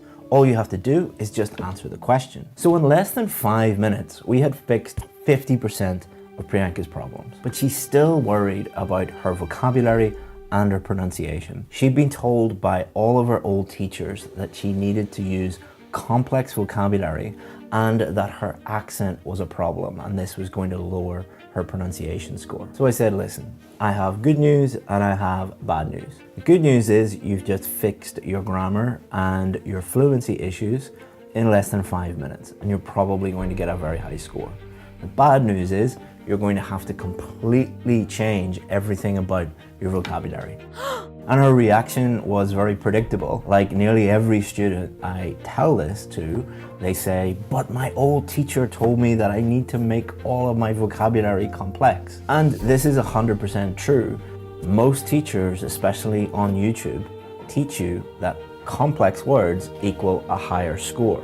But we teach students something completely different. Think of vocabulary as tools in a toolkit. Each tool helps you do a job. Each word you know helps you discuss different topics. This tool helps you talk about your hometown, and this tool helps you talk about where you'd like to live in the future. Band 8 and 9 students have enough words, enough tools, so that they can handle any question or any topic. You see, using fancy vocabulary is like buying a very expensive fancy tool when all you need is a hammer to hit in a nail. The truth is that the vast majority of students that we work with have enough vocabulary already to get the score that they need. But because they've been taught to use very high-level complex words, they make lots of mistakes and this actually lowers their score. It's like a band 7 is a weight that they can easily lift already. But instead of just lifting that weight, they try and lift a weight way heavier that they're not capable of lifting, and they end up dropping it on their head. So did Priyanka just answer some questions and use simple vocabulary and live happily ever after and get the score that she needed? No. Like many students, she got very angry with me for criticizing her old teachers. She told me that this was going to lead to failure, and she ended the call. So a few days go past and I don't hear anything from Priyanka. Finally, I check my email. She's booked another one-on-one speaking test with me. But at this point, her test is in 24 hours the next day. She's not just worried, she's completely freaking out. So I asked her a simple question. You've failed 4 times before. Do you think doing the same thing that you did those 4 times is going to lead to success? You see, all these speaking tips and tricks that you'll find online are just ways of you trying to trick the examiner into thinking that you're good enough and that you deserve a higher score than you're really capable of. We have a saying here in Ireland, you can put lipstick on a pig, but it's still a pig. The truth is that you are good enough to get the score that you need. You just have to use the English level and the words and the grammar and the vocabulary that you already have and show the examiner your real, genuine English level. So finally, Priyanka said, let's do a practice test, let's do it your way. Her ideas were simple but relevant, her grammar was appropriate and accurate, and her vocabulary was wide-ranging enough that she could talk about any topic I asked her about, and she was able to speak accurately and fluently. But this just left her pronunciation. If she couldn't fix her pronunciation issues, it doesn't matter how good the rest of it was. She would still fail to get the score that she needed. And Priyanka's big pronunciation problem was that she spoke too quickly. If you speak too quickly, it is really difficult for the examiner to understand every word that you're saying. And if the examiner doesn't understand every word, they give you a low score. But in that final one-on-one session, her pronunciation popped up from a band 6 to a band 8 without me giving her any advice at all. She changed one thing without me telling her what to do. You see, once she answered each question naturally and used the grammar and vocabulary she already knew how to use, she relaxed. This meant that she made fewer mistakes, was less nervous, and relaxed even more. The more relaxed she was, the better her pronunciation. By fixing everything and being able to speak to the examiner in the same way that she would speak to a friend or a colleague, she slowed everything down. I could understand 100% of what she was saying, and she instantly improved her pronunciation. And a result, on test day, she got an amazing band 8. She moved to Canada, she found a better job, she earned more money, and lived happily ever after. And she never had to think of the silly IELTS test ever again. In this video, I'll reveal the most common sentence patterns used by Band 7, 8 and 9 students. We've used AI to analyze thousands of Band 7, 8 and 9 performances so that you can learn from them and improve your score. We'll also be playing a little game throughout the video, and if you get enough points, you'll win a very special prize at the end. So let's start off with question 1. Which of these sentence patterns is the most common for Band 7, 8 and 9 students in part 1 of the speaking test? I'm a, my role entails, in my professional capacity, and I am responsible for. Final answer? The correct answer is A, I'm a. So when asked, do you work or study, which is the most common question that you'll get in part 1 of the speaking test, the most common response from Band 7, 8 and 9 students is simply, I'm a teacher, worker, whatever you do. But isn't that a little bit too simple for a Band 7, 8 and 9 student? Well, let's continue and we'll explain later in the video. Question 2. Which of these sentence patterns is the most common for Band 7, 8 and 9 students in part 1 of the test? I originate from, I hail from, I'm from, I am a product of. Final answer? And the correct answer is, I'm from.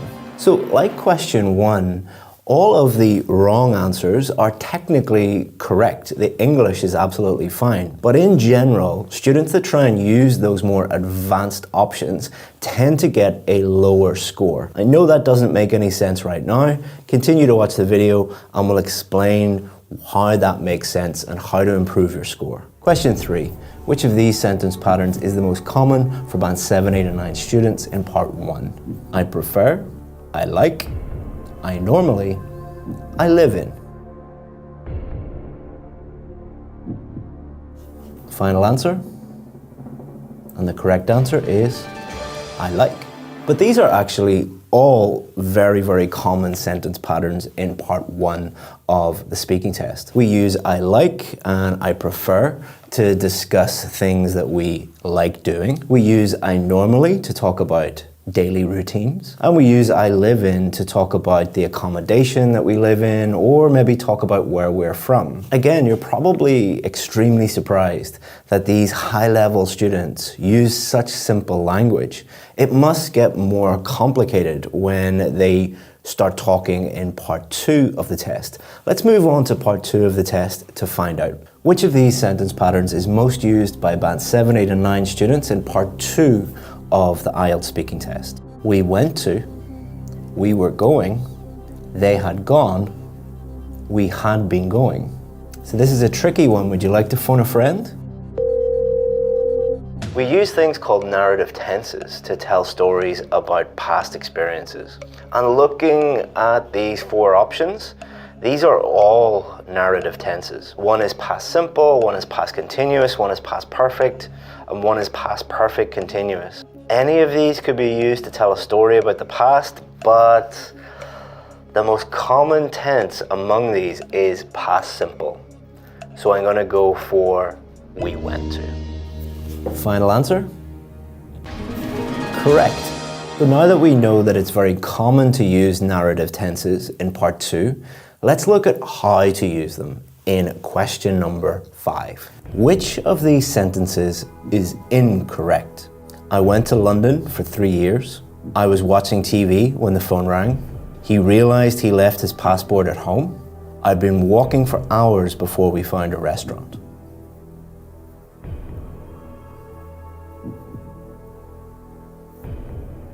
Final answer? And the correct answer is I went to London for 3 years. This is very, very important because it shows a crucial point about part 2 of the speaking test. It is not about which sentences you use or the range of different tenses that you use. It is about choosing a sentence that is appropriate and accurate. So in part 2, you'll be given a range of different bullet points. And the last bullet point, the most common one, the most popular one, will look like this and explain how you felt about that thing. So let's move on to question 6, all about how you feel. Which of these sentence patterns would get the highest score? I felt sad. I was over moon. I have a feeling of overwhelming joy. Words cannot describe the depths of my feelings. So that's a tricky one. Do you want to ask the audience? Audience, please pick the correct answer. And if you want to play along at home, in the comments, write A, B, C, or D. So let's look at the results. 49% think that it's D, 19% C, 17% A, and 15% think it's B. So 49% of you are wrong. It's wrong for 2 reasons. One, you didn't actually answer the question. That's not actually saying how you feel about anything. And examiners are trained to spot memorized answers. This sounds like a memorized answer, so you would actually get a lower score rather than a higher score. 19% of you are wrong because this is simply the wrong verb tense. Remember, it's not just whether the sentence is appropriate, but it also has to be accurate. 15% of you are wrong because this is simply inaccurate. It is wrong to say, I was over a moon. It is, I was over the moon. If you say to the examiner, I was over a moon, again, you are lowering your score. You're not increasing your score because you used some magic idiom. And well done to the 17% of you playing at home who got it correct. It answers the question and it is grammatically accurate. It is better than all of the others, therefore. So let's move on to the final round where we're going to look at part 3 of the speaking test. Part 3 is the most challenging, it is the most difficult, it has the most difficult questions and requires the most complex answers of the whole test. So question 7, what was the most common sentence pattern for band 7, 8 and 9 students in part 3 of the speaking test? I totally agree. Not necessarily. It's possible that, in my opinion. So all of these are very, very common, but let's look at what they do. So I totally agree. We use that functional language to do the job of agreeing with someone. Not necessarily. Again, the function of that sentence pattern is to disagree with someone. It's possible that the function of that is slightly different. It's possible that is to consider someone else's opinion. And in my opinion, you are expressing your opinion. And band 7, 8 and 9 students use this type of language, this functional language all the time because it helps them do things. They're not thinking about the most advanced pattern to use or the most high-level structure to use. They're thinking, what do I want to say? And what sentence pattern helps me do that? In other words, they're just solely focused on clearly answering the question. And the most common one is, in my opinion, because you will be giving your opinion a lot. But you're not done there. You can't just give lots and lots of opinions and get a high score. You must back it up with explaining your point of view. Question 8. Which of these is the most common way band 7, 8 and 9 students explain things? Like, in other words, that is to say that, because. Now, all of these are actually fine to use. All of them are correct. All of them can be used to explain why you believe something is true or why you have that opinion. But the most common way is because. Too simple? Well, no, because is the most common way native English speakers use. That's the most common sentence pattern that they use to explain things. Would a native English speaker get a low score because they use everyday normal English like because? So will you get a band 9? We're down to the final question, question 9. So you've stated your opinion, you've explained that opinion, but you need to go even further. And there are a few options open for you to help you expand your part 3 answers even more. Question 9. Which of these sentence patterns is the most common way for band 7, 8 and 9 students to expand their answer even further in part 3? On other hand, for example, to sum up, in nutshell, you're probably going to need a 50-50 for that one. Do you want to take a 50-50? Computer, please take away 2 wrong answers. So they've got rid of to sum up. Why is to sum up wrong? Well, again, think back to what we talked about, functional language. To sum up is to summarize something. It is actually quite rare for high-level students to summarize what they're saying in part 3. So to sum up isn't technically wrong, it is just quite rare for a student to do that. In nutshell, again, we would use that to summarize something. We don't normally summarize things, as we just said, but in nutshell is wrong because it is inaccurate. It is not in nutshell, it's in a nutshell. So that leaves us with 1 wrong answer and 1 correct answer. Will you get them all right? On other hand, is good. Showing the other side of the argument is one of the best ways that you can expand your answer even further in part 3. So you talk about one side of the argument and then you talk about the other side of the argument, if you can think of it. So it's good, but it's not right, because it's not on other hand, it is on the other hand. Again, this is why a lot of students mess up, because they go and memorize a bunch of sentence patterns before the test, and that's why you clicked on the video, isn't it? And they use them incorrectly. So the correct answer is, for example, which is just a nice, simple way of giving an example. So if you use the sentences, the sentence patterns in this video, are you guaranteed to get a band 9? Absolutely not. The reason why you clicked on this video is because you want to memorize things. Many of you have been brought up in education systems where you have been taught that memorization is a skill. Unfortunately, IELTS is not a memorization test. It is an English communication test. Memorization is the opposite of clear communication. The key for the speaking test is to understand what type of questions might come up and then have appropriate and accurate, simple, correct ways of dealing with all the most common questions. That is why Band 7, 8 and 9 students use simple language. Most people think that the secret to IELTS speaking success is learning how to do a few things really well. But after helping thousands of students get a Band 9 in IELTS speaking, I can tell you the opposite is actually true. The real secret is Band 9 students avoid traps set for them by IELTS speaking examiners. And if you fall for them, you will fail. This video will show you what those traps are, how to spot them, and how to avoid them so that you can massively increase your score. And at the end of the video, I'm going to reveal the biggest IELTS speaking secret that's contained in one of my favorite movies. Understanding this secret has done more to help my students get a Band 9 than anything else. And you can learn it instantly. The first trick they play is really sneaky, and it's the same trick my dad used to play when he worked here as a chef. Young chefs would come into his kitchen and ask him for a job. Sure, my dad would say, come back tomorrow, cook me something. If I like it, you can have a job. And just before they left, he'd say, is there anything you do not like to cook? And when they arrived the next day for the cooking demonstration, he'd ask them to cook the thing they hated. So what has my sneaky father got to do with IELTS speaking? If you look online for topics that will definitely come up on test day, you'll find these 3 topics. But if you look at the official Cambridge questions, you'll find very unusual topics that you weren't expecting. You see, when IELTS examiners ask about your home or your work or your hometown, they often get answers like this. I am over the moon that you asked me about my hometown. It is only once in a blue moon that I get to talk about a topic that is so close to my heart.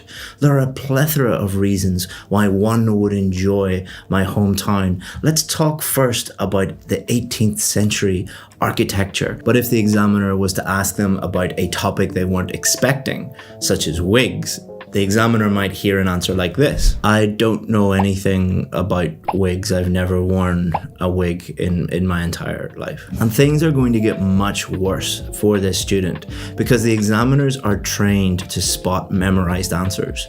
And what they will do if they think that you are giving memorized answers, for example, about your hometown, they will ask you more and more difficult questions on unusual topics. And here's the scary part. The examiner has your memorized answer and your answer to the questions you weren't expecting. They will not base their score on this answer. They will base their score on this answer alone. Because as my father used to say, a chef is only as good as their worst dish, not their best dish. Your memorized answers are not your real level. Your real speaking level is dealing with questions you were not expecting. So if you do get an unusual question on test day, answer it like this. No, I've never worn a wig. I think that people who wear wigs sound and look ridiculous. I think they really just do it for attention or to be funny, which isn't funny at all, to be honest. Now, if you thought the examiners were sneaky in part 1, you're really going to hate them after I reveal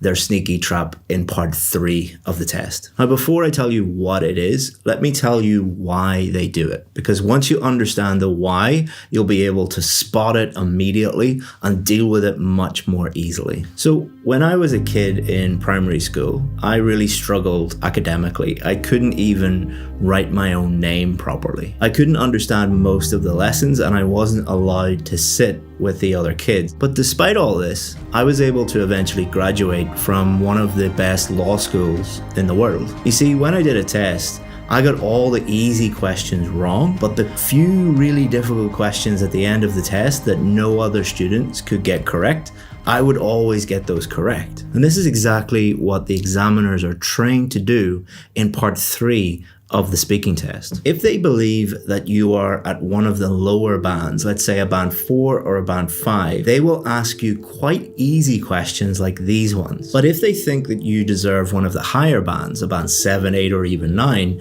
they will ask you more and more difficult questions. Notice how in the book here, the questions get more and more difficult. But the key here is how you react to these more difficult questions. These questions will come at the very end of the speaking test when you are stressed, you are tired, and you just want the test to end. And when the examiner asks these questions, often students will give answers like, yes, I don't know. The thing you have to remember with these questions is the examiner is testing you. They are testing, are you capable of answering these band 7, 8, and 9 questions? Because they have to separate out the band 7s from the band 8s from the band 9s. One of the ways they're trained to do that is ask these really, really difficult questions and then see how you react to them. So what if you know nothing about the topic, or you just find that question really, really challenging? Are you going to automatically get a low score? No, let me show you how to cope with those questions. So if I was doing the test and I got this question and I know nothing about this topic, I am a complete idiot when it comes to this topic, I could say something like this. To be honest, I don't know anything about this topic. I'm not from India and I don't know much about cooking. But if I had to give an answer, it's very difficult to predict the future. But what I would say is maybe AI will change how the restaurants take orders and how they deliver the food to their customers. But that's just a complete guess. Now, is that the best answer in the world? No, but it is much better than, and by attempting an answer and telling the examiner what I think about that topic, even though I know nothing about it, I have indicated to the examiner that I am good enough to deal with those questions, and they might then steer the conversation to a topic that I'm more comfortable with, and then I can really show them how good I am. Now, the last trap is the sneakiest of them all, and it's got to do with how they test your vocabulary. There are thousands of words in the English language, and the examiners only have between 10 and 15 minutes to test your ability to use English vocabulary. So they came up with a genius way of testing it in around 10 minutes. See, some words we use to talk about this topic, some words this topic, and some words this topic.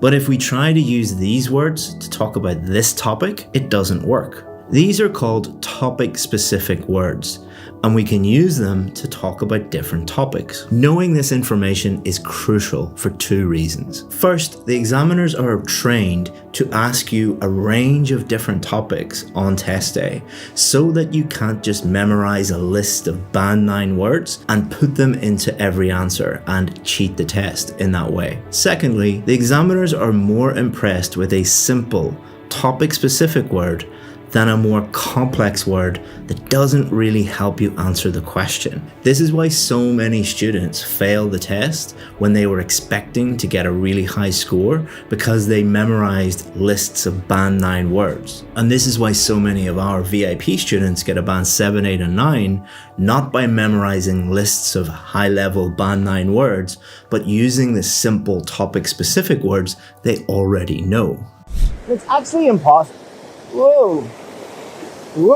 It's actually possible to avoid 100% of the traps that might come up in the speaking test. Not just the speaking test, but all areas of the IELTS test. Every part of the IELTS test, reading, listening, writing, has traps contained within it. But there is one way that you can spot all of them and avoid all of them and massively increase your score. In the movie Catch Me If You Can, Leonardo DiCaprio plays a criminal that is being chased by FBI man Tom Hanks. Leo's character plays a criminal who pretends to be an airline pilot and a doctor and a lawyer. He also steals money by making fake checks and stealing credit cards. The crucial scene in this movie comes when Tom Hanks asks Leo, how did he fake passing the bar exam. The bar exam is an exam all lawyers have to take before they can become a lawyer. It is one of the most difficult tests in the entire world. And Tom Hanks can't figure out how a criminal, how a con man would be able to fake passing this test. And here's how he did it. I didn't cheat. I studied for 2 weeks and I passed. You see, he didn't need to fake becoming a doctor or a lawyer or an airline pilot. He didn't need to steal money to become rich. He was already talented and smart and intelligent enough to do all of these things without cheating, without stealing. He just needed to stop cheating. All of the IELTS traps are used to catch cheaters. Like Leo's character, most IELTS students don't cheat because they are bad people. They cheat because they lack confidence, they are scared that they're going to fail, and then they get desperate and resort to listening to these tricks and cheats and hacks. And the most fascinating thing is this movie is a true story. He now actually works for the FBI, and credit card companies have paid him millions of dollars to help prevent future criminals taking advantage of the system. If you believe that you're good enough and you don't cheat, the examiner is going to give you your real score on test day. And you'll be rewarded with a new life in a new country, getting paid way more than you currently are. You are more than capable of doing that. You just have to show them. Made it across, didn't die. I'm going to give you the most common idioms used by real Band 9 students. And for each idiom, I'll also give you a Band 9 sample answer. We've helped hundreds of students get a Band 9 in the IELTS speaking test, and we took all of their practice tests and analyzed them using AI and identified the most common idioms that they used. And at the end of the video, we're going to show you the number of idioms the Band 9 students actually use. Hint, it is much, much lower than you think, and reveal the biggest mistake that students make when it comes to idioms so that you can avoid that and improve your score. So without further ado, let's get into it. So the first idiom is to bite the bullet. Bite as in to bite something, and a bullet, something that you put in a gun, to bite the bullet. What to bite the bullet means is to do something difficult or unpleasant with bravery. So you don't want to do something very, very difficult or unpleasant, but you do it anyway. You're brave and you do it. So where does this come from? Well, this actually comes from the battlefield, from war. So many, many years ago, if you had a wound, if you were shot or stabbed or whatever it is, and you needed a very unpleasant procedure from the doctor, there wasn't any anesthetic, there wasn't any painkillers. So what they would do is they would give you a bullet and tell you to bite down on that bullet. I don't know if this helps or not, but that is where it comes from. And understanding where idioms comes from really helps you remember them and use them properly. So let's pick a real question and I'll answer it and use to bite the bullet in the answer. I didn't really want to study law, but I was the only one in my family ever to get high grades in their A-levels. So my mother sat me down one day and said, it's either medicine or law. So I went to a hospital on work experience and fainted when I saw the sight of blood. I'm too squeamish for medicine, so I decided just to bite the bullet and study law. Now, some common collocations of this idiom are to bite the bullet. It's normally to bite the bullet, not bite the bullet. I decided to bite the bullet. I chose to bite the bullet, and I had to bite the bullet. And the correct pronunciation of this is to stress or emphasize bite. Bite the bullet, not bite the bullet. The next idiom is a piece of cake. A piece of cake means that something is very easy. And we often use this when we are reassuring someone who is worried about something. So if my little boy was worried about his maths test, I would say, don't worry, it's going to be a piece of cake. You don't always use it to help someone or give advice to someone. We normally talk about it just when we are describing something that is simple, that is easy to do. Where does this come from? Well, there's quite a debate about where this comes from, but the easiest way to think about a piece of cake is that it's pleasant. It is easy to eat a piece of cake. It is a very nice thing. You might also hear the idiom, it was a cake walk. That means walking around looking at cakes. A very pleasant, nice, easy thing to do. To be honest, compared to practicing law, teaching English is a piece of cake. To give you a concrete example, to qualify as a lawyer takes around 6 years of study and work experience. To qualify as an English teacher only takes 6 weeks. The pay obviously isn't as good, but the students, the clients are much nicer and friendlier.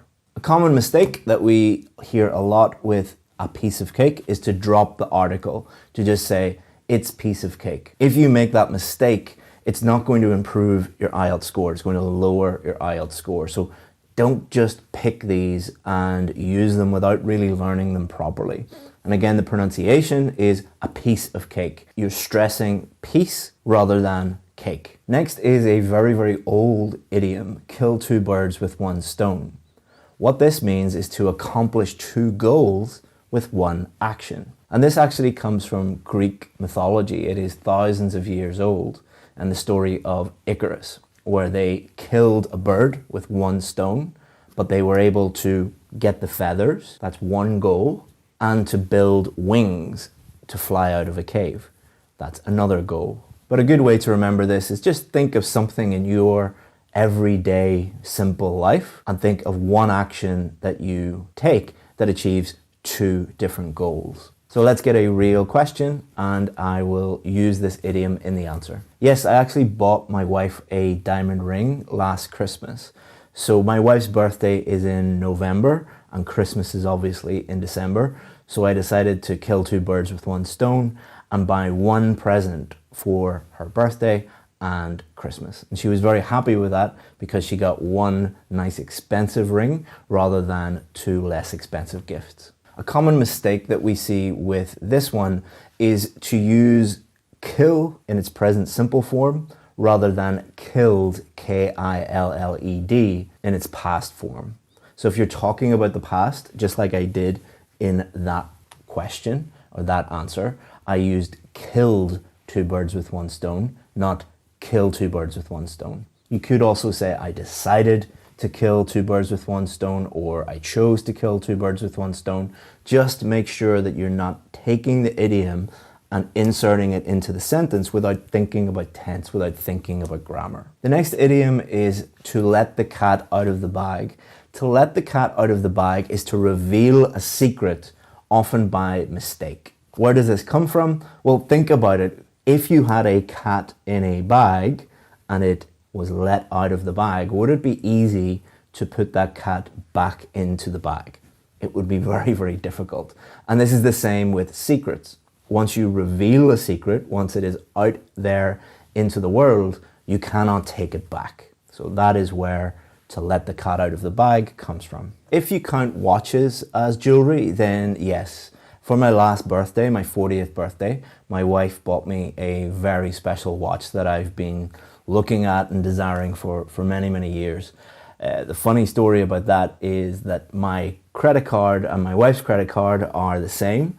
So whenever my wife bought it, it pinged on my phone and I got an alert from my favorite watch boutique, and it was the exact amount of money that was for this watch because I had been looking at this watch for ages. So the phone kind of let the cat out of the bag a little bit, but it was still a very nice gift and a nice surprise. The pronunciation of this is to stress or emphasize cat and bag. Let the cat out of the bag. Let the cat out of the bag. Common mistake that we see with this one is again missing out the articles. Let cat out of bag. You shouldn't take the idiom and then say it, partly. You shouldn't use it incorrectly. A lot of students believe that if you just use idioms, and it doesn't matter if you use them correctly or not, you're going to get bonus points and you're going to get a high score. Again, if you use it incorrectly, you're lowering your score, not improving your score. The next idiom is don't put all your eggs in one basket. What this means is don't concentrate all of your resources or all of your effort into one single area. in order to minimize risk. Where does this come from? Well, quite literally, if you had lots of chickens, lots of hens that were laying eggs, and you put all of your eggs into one basket, if you drop the basket, all of your eggs would be destroyed. We often use this to talk about our careers or work or investment strategy. For example, don't put all of your money into one stock. Don't put all your eggs into one basket.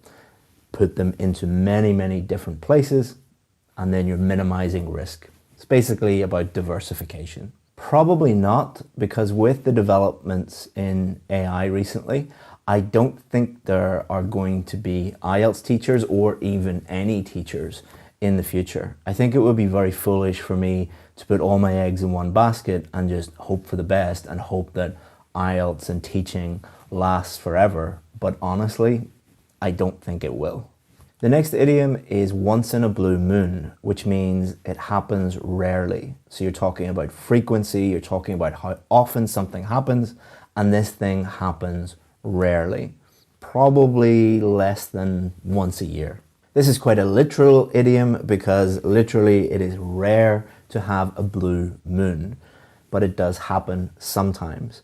This refers to, I think it happens once every 3 years or once every 2 or 3 years, you will have 2 moons in one calendar month. So once in a blue moon means something that doesn't happen very often. I used to go out nearly every night, but since I've had kids, it's really once in a blue moon. Most of my friends have either settled down with kids like me or they have moved away. So it's quite rare to have an occasion where a group of friends are all together at the same time. Sometimes at Christmas, when a lot of our friends visit Ireland during the Christmas period, or in the summertime when a lot of our friends have time off, I might go out, but it is quite a rare occasion these days. A common mistake that we see with once in a blue moon is trying to use it when it's not really appropriate to use it. A lot of students have been taught that if you use this idiom and it's really easy to use because it's talking about frequency, which is quite a basic function of English, that it will automatically bump your scores, kind of like easy points. Students will insert this in unusual situations. Remember, you're only using it when the examiner asks you, how often do you do that? This might come up in part 1, it might come up in part 2, it might come up in part 3, but probably part 1. But if you don't get a question, how often do you do something, you don't have to use it. You won't get a lower score because you didn't use once in a blue moon. Only use it when you can use it and when you are actually talking about something that happens very, very rarely, like once every few years. The next one, I'm going to give you 2 idioms in one: burn the midnight oil and burn the candle at both ends. They have similar meanings, but are slightly different. So I'm going to answer a question and use both of them in the same answer. So burn the midnight oil is talking about things that are difficult. You're working hard on something.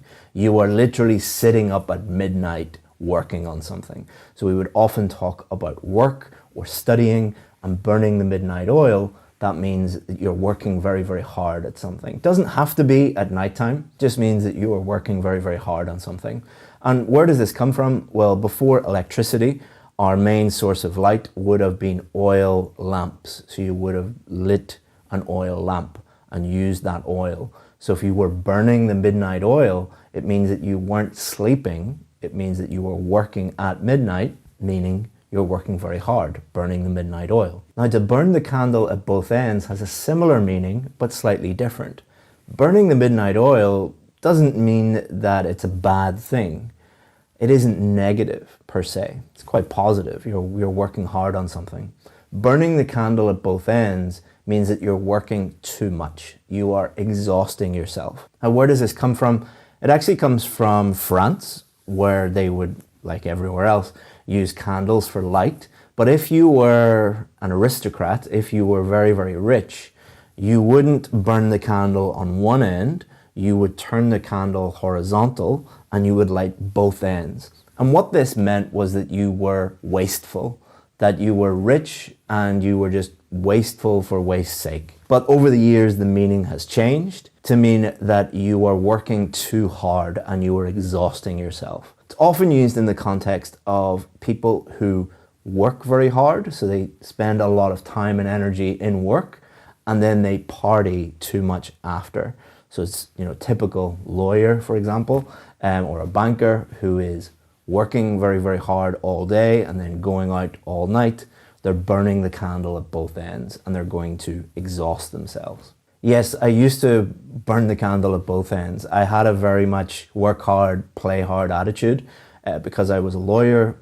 Lawyers are expected to work, 80 to 100 hours a week, but we would often go out to bars and restaurants after work to blow off steam and to de-stress, which isn't really sustainable. Now I do still burn the midnight oil. I work very, very hard on my career, but you're more likely to find me tucked up in bed by 9 p.m. than to be out partying. The next idiom is at the drop of a hat, and this means to do something quickly, immediately, and without any hesitation.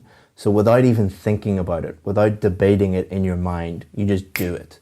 Where does this come from? Well, many, many years ago, hundreds of years ago, everybody wore hats. If you look at pictures from a long time ago, you'll see that everyone, well, in this country anyway, wore a hat. And if people were going to fight or run a race or compete in some way, what people would do is they would take their hat off, and when they dropped their hat, that was the sign that the fight was going to begin or the race was about to begin. So people would drop their hat and you started immediately without thinking about it. We actually rent our home. We could afford to buy a home, but we really value our independence and freedom. If you own a home, you're kind of stuck in that location because it can take a very long time to sell that home. But if you rent, you can move anywhere at the drop of a hat. The next idiom is cry over spilt milk. And this means not to waste time thinking about something, thinking negative thoughts about something that you cannot change, that has already happened. Where does this come from?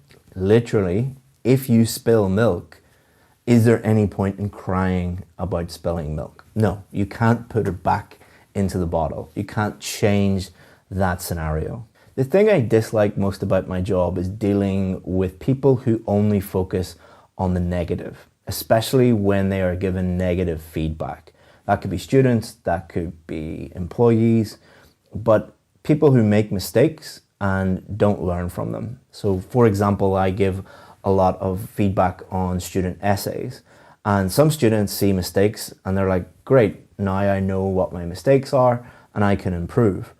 Other students will just cry about it for days and they'll cry about it for weeks. They're like, I'm going to fail. It's like, there's no point crying over spilt milk. You made the mistake, now learn from it. The next idiom is you can't judge a book by its cover. This means that you should not judge people or things based on their appearance. Normally people, but can also include things. The origin of this is quite obvious.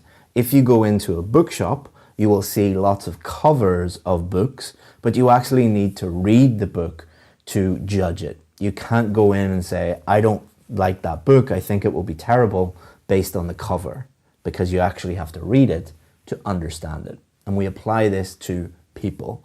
You can't judge a person based on their appearance. Very rarely, actually, because I'm a firm believer in you can't judge a book by its cover, and we should judge people not on what clothes they wear and their appearance, but by their character and the things that come out of their mouth. My wife firmly disagrees with this because she says someone who gets millions of views on YouTube shouldn't be wearing the same shirt every day. So she does encourage me to go and buy new clothes, but I do it begrudgingly. The next one is don't count your chickens before they hatch. Another chicken idiom. And this means don't assume something will be successful or something will happen until it actually occurs. So you shouldn't assume that watching this video and using these idioms is going to guarantee a band 9. You should actually go and do the test and see if you get a band 9. Don't count your chickens. Now the full version of this idiom is don't count your chickens before they hatch, But English speakers normally just say, don't count your chickens. You can use either of them in the test, but I think it's just simpler and easier to remember and use the shorter form, don't count your chickens. Now, this actually comes from Aesop's Fables about a milkmaid. This milkmaid was going to use milk to make butter, and then she was going to sell the butter to buy eggs, and then she was going to hatch the eggs and raise chickens, and then sell the chickens to buy a new dress. Unfortunately, it didn't work out. She didn't get her dress, so don't count your chickens. I prefer to buy luxury watches than jewelry. I'm not sure if you could count a luxury watch as jewelry, but the thing about jewelry is like diamond rings, necklaces, things like that. Often as soon as you buy them, as soon as you walk out of the jewelers, they lose value. Whereas many of the watches that I've purchased have actually gone up in value.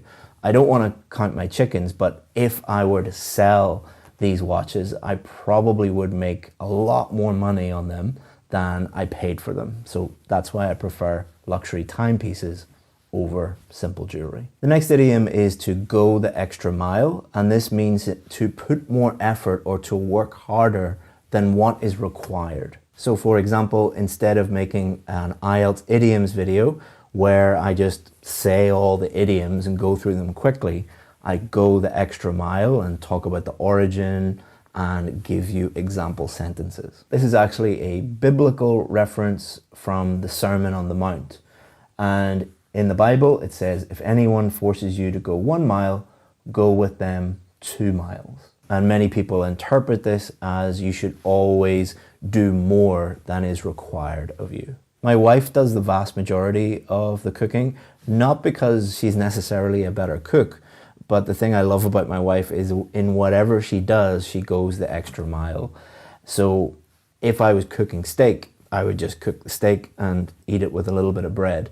But my wife will have like 3 different sauces and balsamic vinegar and 2 different olive oils and 4 different types of potato. She really does go the extra mile when it comes to cooking in our house. The next idiom is raining cats and dogs. This is very useful because it is used to describe the weather, and the weather will often come up during part 1 or part 2 or part 3. And it describes very, very heavy rain, to rain cats and dogs. Now there's a bit of a debate about where this comes from, and it's quite unusual, but the one that I find that helps you remember it and is a very vivid image is back in the day, many, many years ago, countries and cities didn't have the same drainage that we have these days. And when it would rain hard, when it would rain heavy, the city streets would flood. What are the most common pets in most countries? Cats and dogs. So those cats and dogs would actually drown, and whenever the storm was over, people would go into the streets and there would be cats and dogs lying lifeless all over the place. They had drowned. It's not a very nice image, but you'll definitely remember it. Yes and no. Where I live is one of the most beautiful places in the world. We're spoiled for choice in terms of outdoor activities and beautiful places. Like on our doorstep, we have beaches, forests, lakes, mountains.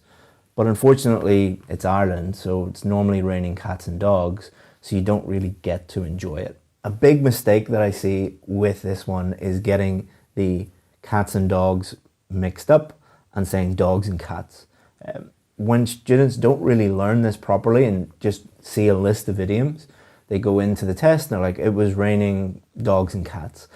A native English speaker or someone with a very high level of English will spot this immediately. And it is basically you holding up a sign saying, I'm not very good at English. So make sure you use it properly. I also see students using the wrong tense of rain. So it rained cats and dogs if you're talking about the past, to talk about something that normally happens. So it's normally raining cats and dogs, or it rains cats and dogs. You need to understand the verb tense of the word rain and use it correctly. Again, if you're saying it's raining cats and dogs yesterday, that's incorrect, and it's a big flag to the examiner that you don't really know what you're talking about. The next idiom is to throw in the towel. So a towel that you use to dry yourself that you after a shower. And this means to stop something that is either very, very difficult or has become impossible, to throw in the towel.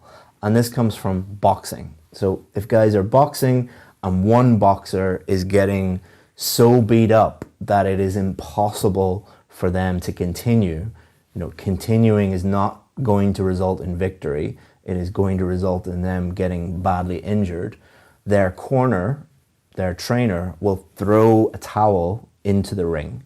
And whenever a towel is thrown into the ring, the referee stops it immediately to throw in the towel. As you can tell from looking at me, no, I don't have a very healthy diet.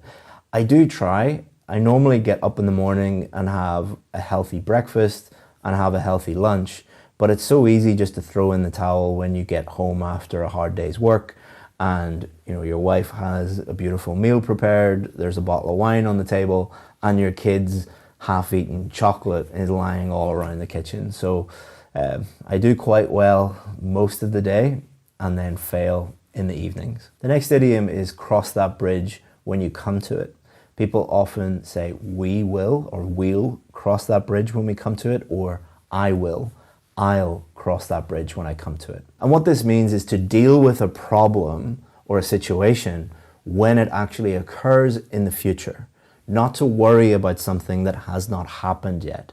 So imagine you are out for a walk and someone starts talking about a bridge that is miles away and they're worrying about crossing that bridge. You would say, let's cross that bridge when we come to it. So where this comes from is, many, many years ago, bridges weren't free and they weren't reliable. So often people would collect tolls, collect taxes to cross a bridge, or the bridge wasn't very sturdy and crossing that bridge could result in you falling off or the bridge collapsing and you dying. So it's talking about an unpleasant or difficult situation that is coming up in the future, but you shouldn't worry about that. We'll worry about that when we get there. Let's just focus on the here and now. It's not something I really like to think about because in the back of my mind, I know IELTS teachers and all educators are doomed because AI is going to replace them. Like, why would a student hire a human that is not as good as a machine that can do it at half the price or a fraction of the price and do it much more effectively? We'll cross that bridge when we come to it, but I don't think it's that far away. But in the meantime, I'm just going to enjoy teaching for as long as I can. Next, we have two Roman idioms, or idioms that originate from the city of Rome. Rome obviously was one of the greatest empires that the world has ever seen, and it has a huge influence on the English language and a huge number of languages to this day. And the first one is Rome wasn't built in a day. And this means that significant accomplishments, so to accomplish something big, a big goal, takes time. It takes a long time to achieve something significant. So back in the day, many, many years ago, Rome was the greatest city in the world, but it was built over centuries. It took a very, very, very long time to build Rome into the greatest city in the world. And we often use this when someone is trying to get us to do something too quickly. So if somebody said to me, you need to have the best, biggest YouTube channel in the world, well, Rome wasn't built in a day. We'll do it one video at a time. It's often used as well to console someone who is feeling bad about not achieving something. So, if my little boy was like, we lost a football match, I'm not very good at football. Rome wasn't built in a day. You will get better at football, but you won't get better at football right now. You need to keep working consistently hard into the future, and then you will be a footballing superstar, which he wants to be. The thing I hate about social media is the fact that these companies have so much power to change their systems and change their algorithms, but they decide not to for money. So to give you an example from my work and my job, to become a famous IELTS YouTuber is actually quite easy. All you have to do is come up with some clickbait titles like hacks and tricks and predictions and things like that, and put a pretty girl on the thumbnail. But that doesn't mean that the person making that video knows anything about IELTS. It just means that they know how to trick the algorithm. You know, I understand Rome wasn't built in a day, that, you know, it takes time to fix platforms and change algorithms, but these are, you know, sometimes trillion-dollar companies. If they wanted to get these people off their platform, they could, but they decide not to because popular is more important than, you know, educating the public properly. The next one is when in Rome, do what the Romans do. But this is often shortened to when in Rome. So you'll very rarely hear native English speakers say when in Rome, do what the Romans do. Just say when in Rome. And what this means is that when you are visiting a foreign place, when you are a tourist or a visitor in a country that you're not from, you should respect the customs and respect the religion, the culture, the customs of that place. And this comes from the Catholic faith, where Milan and Rome had different days for fasting. So in many religions, you have fast days where you don't eat anything. And in Milan, it was on a Sunday, but in Rome, it was on a Saturday. So they were talking about, like, when do you fast? Do you fast on a Saturday or fast on a Sunday? When in Rome, you should respect their culture and you should fast on their fast day. When you're home, do it normally. No, I actually hate it, and it makes me feel very uncomfortable. I'm from Ireland, and in Ireland, it is quite rare for someone to take your photo. And if they want to take your photo, it is rude to just take it without asking you. So it's customary just to say, do you mind if I take a photo? And if somebody says, yes, you can take it, but if they say no, you should definitely not take it. My wife, who is from Vietnam, in Vietnam, they have a very, very different culture. They are taking photos all of the time, and they will think nothing of just taking a photo of you. And if I get angry with someone for taking a photo, they'll think that I'm the problem and I'm being rude. So, you know, when in Rome. So now you know all of these different idioms that Band 9 students use. Does that mean that you can use them in the IELTS test and automatically get a higher score? Yes and no. And this is the most important point in the video. If you don't watch this bit, you probably will mess up your test, fail, waste a lot of money. Please do watch it. So what I'm about to say is very different from most IELTS YouTubers and most IELTS teachers.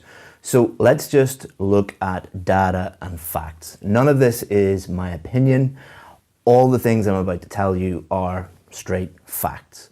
So when we analyzed all of our Band 9 students who got Band 9 in the real IELTS speaking test, what were the number of idioms that they actually used? And the number is quite shocking, 1.2 on average. This means that many of them didn't use idioms at all. Most of them maybe used 1 or 2, but there was quite a variation. And it was quite rare for students to use, say, more than 4 or 5. Why is this? And why are many of you, typing in the comments right now, that is wrong, you must use idioms to get a higher score?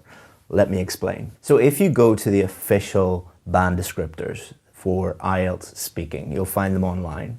What it says for lexical resource, which is basically a fancy way of saying vocabulary, for Band 7 is, uses some less common and idiomatic vocabulary and shows some awareness of style and collocation with some inappropriate choices.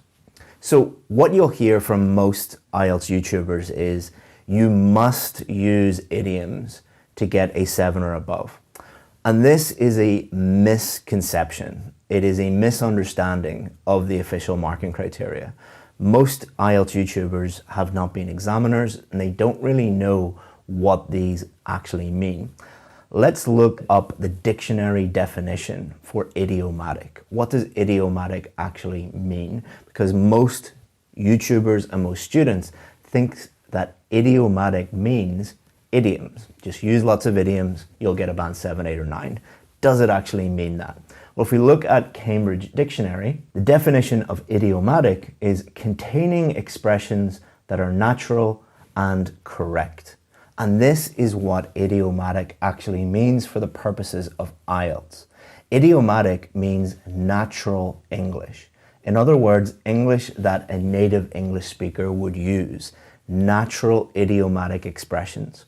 It does contain idioms, but it also contains slang, phrasal verbs, informal words, colloquialisms, and many other forms of natural English. Because if you are studying English in school and you're just using textbooks, that is not the most natural English that you will hear. It's only when you move to a native English-speaking country and start copying these idiomatic phrases and expressions that you sound like a native English speaker.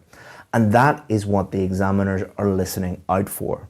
They're not listening for how many idioms did you use. They are listening to your whole performance and then thinking, are they using some idiomatic expressions or not? And that includes idioms, but it includes many, many other things. So have I just wasted your time with this lesson? You're telling us that you should learn these idioms, and then you're telling us not to learn these idioms. So let me tell you what we tell our VIP students. When we're teaching them vocabulary, we use something called the birthday cake analogy, or the birthday cake method. If you think about a birthday cake, it looks very fancy and it looks very, very impressive. But if you think about the ingredients of a fancy looking birthday cake, they are the most basic foods, the most basic ingredients in the world.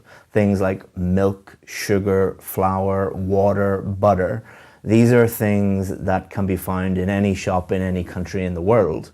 They are simple, they are basic. Most birthday cakes are made up 98, 97% of these simple basic ingredients. But the sprinkles on top make it look fancy. That's the exact approach that we teach our VIP students.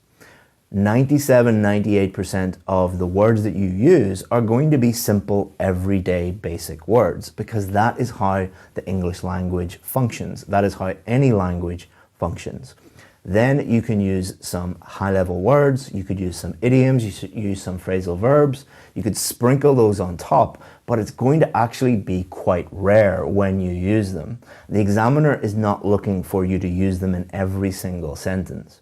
Now, if you go back in this video and listen to my answers, even though I tried to use idioms in every single answer, if you broke down the words of all of those answers, 90-95% of the words that I used are simple, basic, everyday words. Remember the birthday cake analogy. So it is great having idioms in your toolkit, and you can use them appropriately and accurately, but you don't have to use them. If you were building a house, would you rather have a massive toolkit that allows you to do many, many things, or would you just like to have a hammer? Teaching you these idioms is about expanding the vocabulary you know how to use. And the key word there is use. You are not learning vocabulary. You are learning to use vocabulary effectively. Please, please, please do not do two things. Number one, do not memorize these idioms and try and insert them, force them into every single answer. You are going to fail because it will be inappropriate, you'll use them too much, and you will use them incorrectly. The words will be incorrect, the collocations will be incorrect, and the pronunciation probably will be incorrect. Try to incorporate them into your everyday use of the English language, use them properly and use them appropriately. That is the difference between a Band 6 student and a Band 9 student. The second thing you should not do is learn lists of idioms. The reason why this is a very, very long video and why I'm talking a lot and explaining all of this to you and why I didn't just give you a list of idioms and just round them off and show you examples was to demonstrate to you that you should use them appropriately. I could not take those idioms and do a speaking test and use all of them in the speaking test. In fact, when I did the speaking test, I got a band 9 because I'm a native English speaker, of course, but I used 0 idioms. That is because I'm not being judged on my use of idioms alone. I'm being judged on all of the words that I'm using, not just the fancy high-level idioms. Well done for making it this far in the video. By this stage, you should be ready to start taking some practice questions and start practicing at home. And we're going to give you more than 1,000 of them in the following part of this video. But not only that, we're not just going to give you a bunch of questions. We're going to show you how to use practice questions at home to really, really improve your score. So don't just skip ahead in the video and find the link and download all the questions and start practicing. Watch the next part of the video that is going to show you what not to do, how not to practice, and how to practice. Kind of simple do's and don'ts for practicing at home. It's really going to accelerate your speaking ability and improve your score in a much shorter period of time. Let's start off with the don'ts. These are things that you should not do, and these are things that band 7, 8, and 9 students do not do when they're using IELTS speaking questions. Number 1, don't get overwhelmed. Sometimes when we give students hundreds and hundreds of questions, they get completely overwhelmed and they think that their job is to analyze and look at and practice every single question. And they need to be aware of all the different questions. You do not need to do that. Don't look at hundreds of questions and think that you must have an answer for all of them or be aware of all of them. Just use them in the way that we're going to show you in this video. So important, don't get overwhelmed. Number 2, don't worry if you see a topic in there that you're not an expert in. Remember that it is a speaking test. It is not a knowledge test or an intelligence test. Number 3, you should not try to prepare answers and memorize them and try to improve your speaking score in that way. IELTS examiners are trained to spot this, and they can easily spot it, and what they will do is they will ask you other questions that you were not prepared for, and they will base your score on those unprepared questions. Because IELTS is not a test of memorization, because it is testing communication. You don't use memorization when you're communicating with people in any language, so don't try to prepare answers for any of them. Number 4, don't try and anticipate the different topics that come up. If you go through all of these, you will see that there are no common topics. You could be asked about anything. So you'll see lots of things online about YouTube videos saying these are the common topics that might come up, or here are the predicted topics that might come up. This is just to get you to click on those videos. None of those are actually real, so don't try and do that. This is a big one. Don't compare your performance with so-called band 9 students that you find on YouTube. This is going to damage your confidence, and it is also highly misleading. Now, not to bash any other channels, I'm not doing that, or I'm not going to mention specific channels, but just looking at those, band 9 mock speaking tests or band 8 or whatever they are, the vast majority of them either are not actually band 9 or band 8, or the people giving feedback are not real teachers.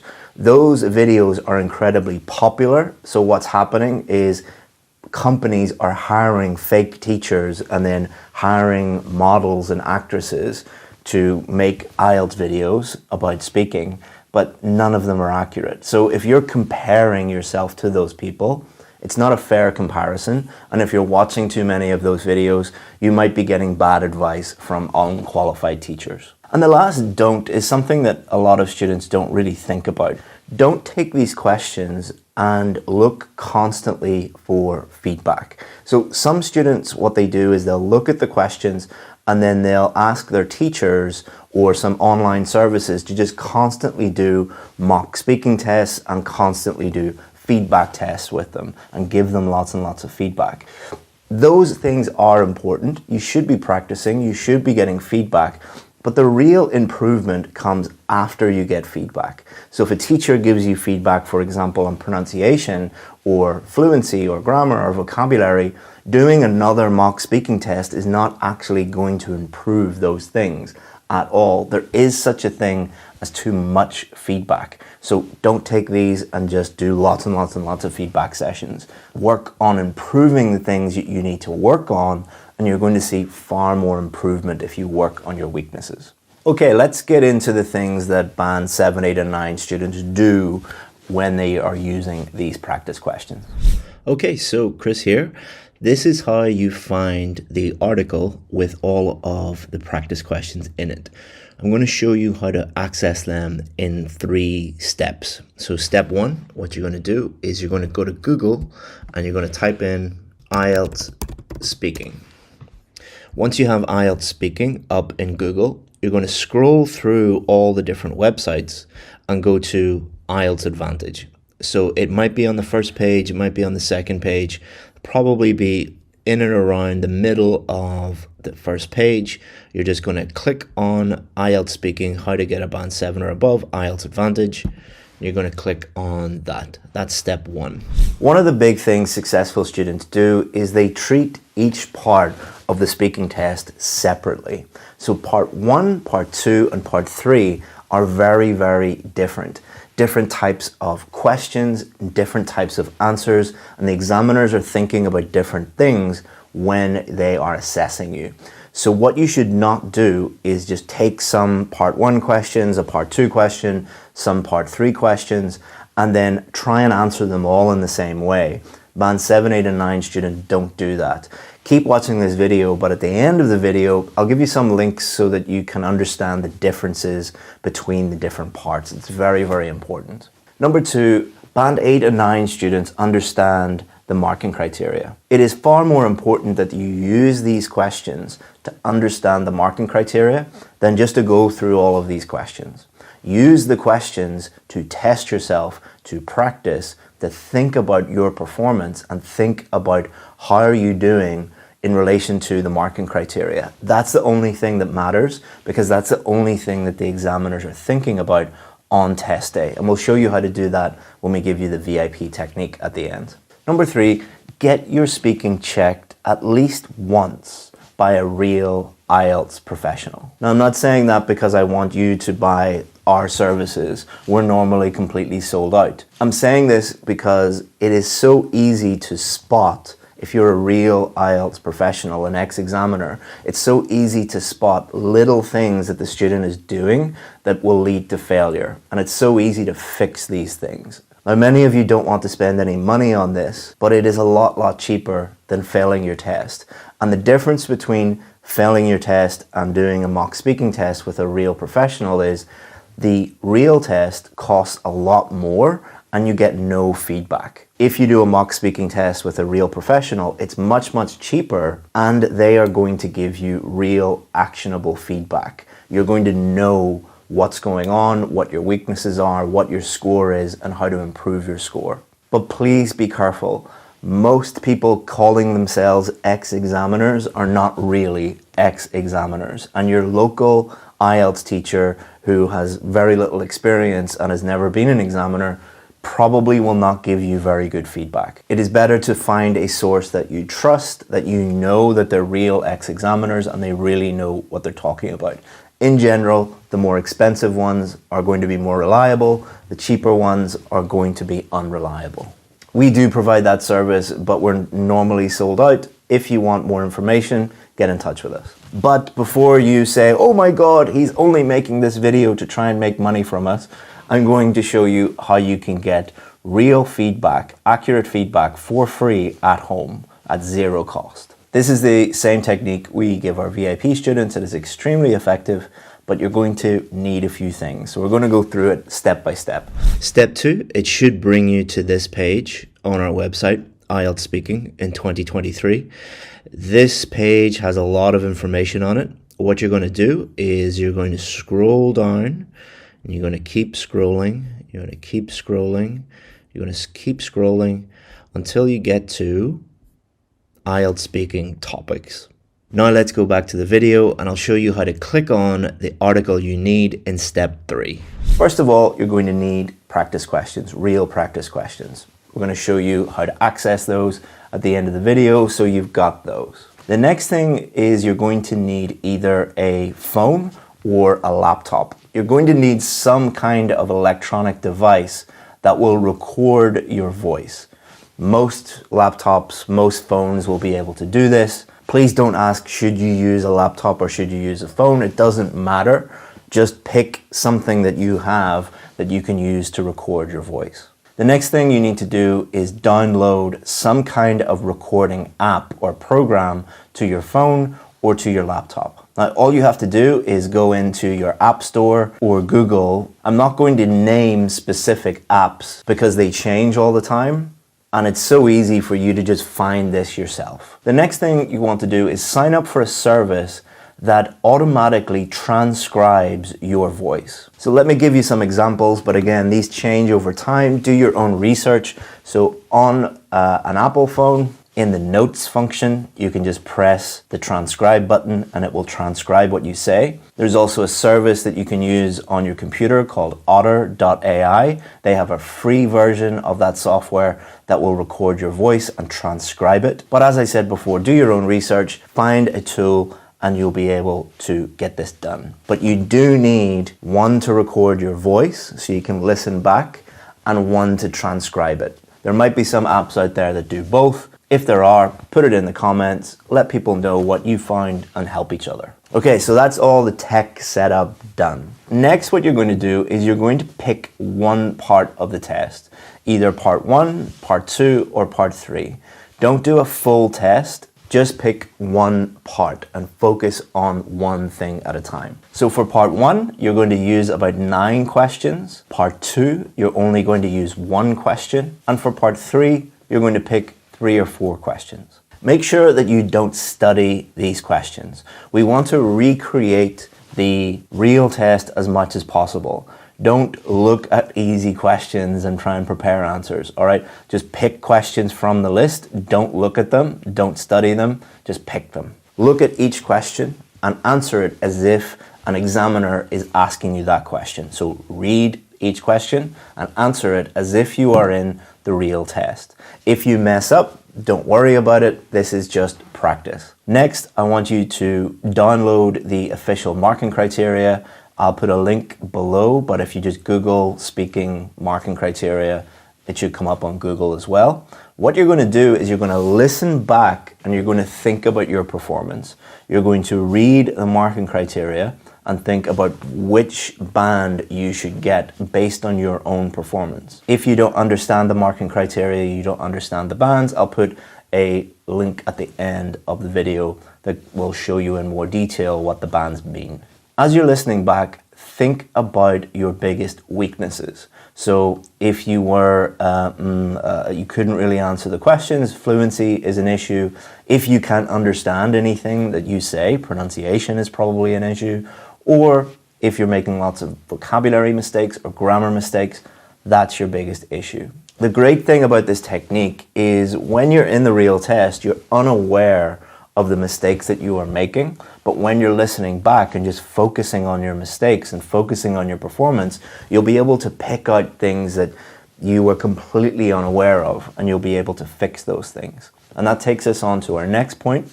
You're going to look at the transcription, whatever service you used that will write out your answers, and you're going to analyze that in more detail. So the first thing you're going to analyze is, did you actually answer the question? Look at the question, look at the transcription. Did you actually answer the question? And did you develop your answer enough? You can also analyze your fluency. If there are lots of ums and ahs and pauses in the transcription, if you're jumping around a lot, then fluency might be an issue for you. If the transcription cannot understand most of the words, like the words are completely different, then that is a pronunciation issue. You can also analyze your vocabulary. Did you repeat too many words? Are you trying to use words that you don't really understand? Did you struggle with that topic because of a limited vocabulary? And then with grammar, what you can do is you can put that transcript into something like Grammarly, for example, or there are lots of other options, and it will highlight all of the grammar mistakes that you made. And you'll be able to identify your key grammar mistakes. For example, if you are using the wrong article before every noun, you need to work on articles. So this technique is not actually about improving your speaking yet. This technique is to give you feedback. As I said before, feedback doesn't improve your speaking instantly, but what you do after does. So for example, if you look at the transcript and you messed up every article, being aware of that is just the first step. You're not going to magically improve your speaking by just being aware of that, but you will magically improve if you work on those things. And some of you watching right now might be thinking, well, that's a lot of work. Yes, it is, but it's a lot less work than going and watching a bunch of tips and tricks videos, believing that they're going to help you, and then failing the test over and over again and not knowing why. That is a lot of work. This is actually a lot less stressful because you will be in control and you can do it all for free at home at your own pace. Again, we're here to give you things that are actually going to improve your score, not tips and tricks that make you happy. So step 3, you should be here, IELTS speaking topics. You're going to scroll down and you will see a link, IELTS speaking topics, the ultimate guide. Click on that and it will give you access to all of the hundreds and hundreds and hundreds and hundreds of questions that you will need for your speaking practice. Well done, you made it to the last part of the video. So we're going to do something we've never done before. So you've probably seen that we do lots of mock speaking tests here in our studio, but this is the first time that we've brought a student back. So before we had this student who got a band 8, but I thought that she was actually capable of a much, much higher band, a band 9, which is a huge improvement. So she went through a lot of the same lessons in this video that you have just went through. And I want to show you the massive improvement that she made just by following the steps in this video. So without further ado, let's look and see if she did get her band 9. Let's start off by talking about exercise. How often do you exercise? When you talk about exercise, I don't really exercise that much, but then I do other forms of exercise, if you can take that into the category exercise. So I like to dance, I like to do yoga, I like to go for a walk. So I'm sure that's included in exercise. So if you talk about that, I think every day, at least an hour. So yeah, I do like to take care of my body and I do like to invest in my body. What's your favorite exercise? So I think I'd like to say dance because it's funny because it's mindless. You don't realize you're exercising. When you're dancing, it's just 1 hour of catharsis. You're just going and sweating it out and you don't realize that you worked out for an hour. So yeah, I think I'll say dance. Are there any exercises you do not like? I wouldn't say I don't like. I do like lifting weights, but it's not one of my favorite part of the exercise. It's something which I find monotonous, something which I find cumbersome, something which I find boring. So yes, lifting weights. Do you prefer to exercise indoors or outdoors? I think both. When the weather allows, then outdoors. But otherwise, I'm more of an indoor person. I don't mind doing yoga every single day in my room. I know like a lot of people don't enjoy that. They need an environment, they need a setup, they need to go to the gym, which is also indoors. But I do enjoy indoors and I do enjoy just exercising in my home, in my room. And that being said, I also enjoy working out in outside facility as well. Like I like going for walks, I like going for a run. So yeah, I think both. Now let's talk about weekends. How do you normally spend your weekends? Weekends, I usually have more classes. I'm a yoga teacher, so my weekends are not a normal weekend for other people where they go out for lunches, dinners, and celebrate. For me, weekends are more heavy on work.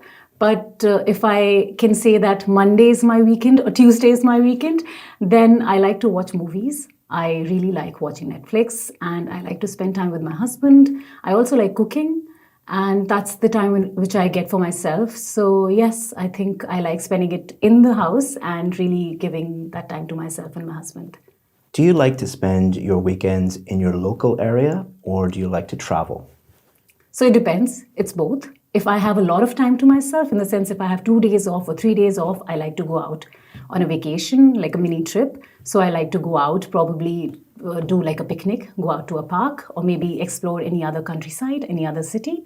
But if it's a short duration, if it's only a day, then probably spend it in the house, like I mentioned earlier. Are there any interesting things to do in your local area on the weekend? Yes, there are a lot of coffee shops. And there's a coffee shop right beneath my house, so which is very popular in London. It's called Gales. So yeah, there are a lot of nice places around my neighborhood. But I wouldn't say that I like going to those places because they're very familiar. I would like to go to places which are a little away. So I would like to travel a little bit and enjoy the entire journey of reaching a place. But yes, my neighborhood is also quite friendly and social. Do you prefer to go out or stay in at the weekend? So like I mentioned earlier, if it's a short weekend, if it's only a day and a half, then staying in is better for me. And because there are a lot of things that I need to finish, so I prefer staying in. But if it is a longer weekend, like in the sense that you also have a Friday, Saturday, Sunday, it's a 3 days, then I like to probably step out and probably explore other neighborhood cities and towns and villages here. Now let's talk about reading. What was your favorite book when you were a child? I can't go back that far, like when I was a child, but I do remember somewhere in school, probably towards the end of school, I loved this book called Many Masters, Many Lives. And I think I like to call myself an old soul because when I was a child, I still was very inclined towards spirituality. And I really liked to know where we've come from, where would we go after life, before death, those kind of things. So after death, after life. So that's, I think, a book which rings a bell, which I always get reminded of. How often do you read? So as of now, my reading is very education-based. I have a lot of books on yoga, a lot of books on spirituality. I'm very less on fiction, but I try and listen a little bit of fiction as well. So I listen to the audiobooks. It's called Audible. So I have that app with me. So I think when I'm on the tube, when I'm traveling, it's always the Audible, the book, which I listen to. And when I'm at home and when I'm trying to educate myself and I'm trying to know more about yoga, then it's probably, I think, overall an hour a day or maybe sometimes an hour in 2 days. Mm-hmm. Do you like to read when on holiday? Depends. Like I said, most of my reading is education-based, so I need to dedicate time to it, to just the reading part of it. But when I'm on vacation, then I don't like to educate myself. So it depends. But sometimes I do like to read. I think when I'm on a vacation, I'd rather go for just listening to a book. And do you prefer to read physical books or ebooks? I think I prefer to read physical books. I do have a Kindle as well, but I think it's been longest that I've touched it. I like to have the feel of it, to turn the pages in real. So I do prefer a physical book. Now let's talk about history. Mm-hmm. Do you enjoy watching TV shows about history? Yes. But I'd like to put it this way. I enjoy history, but I like more of the crime-based histories. There are a lot of events which have happened in certain countries, certain part of towns. So I like to know more about that. I'm very heavy on crime-based series. Mm-hmm. So yes, and sometimes I also like to watch just the history bit as well. Mm-hmm. Like I think I've seen that entire show on Netflix called The Roman Empire or something like that. But that's also because it's very heavy on drama. Mm-hmm. It's very heavy on the crime-based as well. So I think I do have an inclination towards that. Did you enjoy studying history in school? As far as I remember, I don't really have a clear memory of reading or learning history in school, which of course we did. It was there in our textbooks. But I think I grew more fond and more interested in history way later when I started reading about civilizations, when I started reading about different areas and regions and how the world was divided and then, invaded by different kingships, if I can call that. So yes, it was only later that I started getting interested in history. So it says, describe a time when you were late for something. So I'm usually a very punctual person and I can't think of any time when I was really late, but there have been a few instances. And one such instance was when I got really, really late was for my work. So I'm new to London and I've started teaching yoga over here. It's been about 6 to 8 months and I'm still understanding the tube work, like how does the commute work over here? How does the bus work over here? And also the timings and everything. So I'm still adjusting myself to the city. So there was this one class I was supposed to reach after 2 classes, which I was already taking in Angel. So there was this one area called Angel. I was taking 2 classes over there. Right after that, there was another class in another area and I was supposed to reach there. This another class wasn't mine, so I was covering for someone and I got like a last moment notification that, can you take this class? And I accepted it, really vouching for it and really saying that I will be there. It was very disheartening for me because by the time I wrapped up the studio and I left from there, I couldn't make it on time. And this is a big professional setback on my end because I shouldn't be doing that. And what happened was that I went for, I thought I'll take a bus. So I took a bus and by the time I was about to reach a certain location, I realized I've taken the wrong bus. So I got down and then I tried to take a train. So by the time I tried to reach the next best train location, I realized that the train station was shut. That is when I started panicking. I started looking for a cab and I started contacting my DM, which is like a manager who's always on call and checking if you're on time or not. And the DM told me this is really sad because it looks like I'll not be able to reach on time. And even 5 minutes late is late for students. So they started asking questions like, why is it that the train station is stopped, like in the sense it's shut? Because probably I think they weren't believing me in that moment. But later, when I described everything, I clicked pictures and finally they believed me. And when I reached... That's the 2 minutes are Okay. up. Well done. All right. Okay. You've been telling me about a time when you were late, and we're now going to discuss arriving late and being punctual. Right. Is it rude to be late if you're meeting a friend? In a way, yes, because I think I'll say if you're constantly late, if you're always late, it's a yes. It is rude because you're playing with someone's time. Someone has specially dedicated their time to you and vice versa. Even you've dedicated your time to them. So in a way, yes, because that person could have done a lot of things in that much time.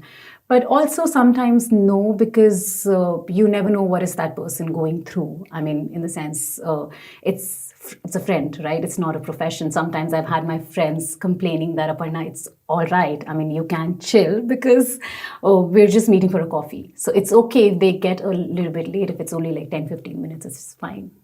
What should happen to people if they are consistently late for work?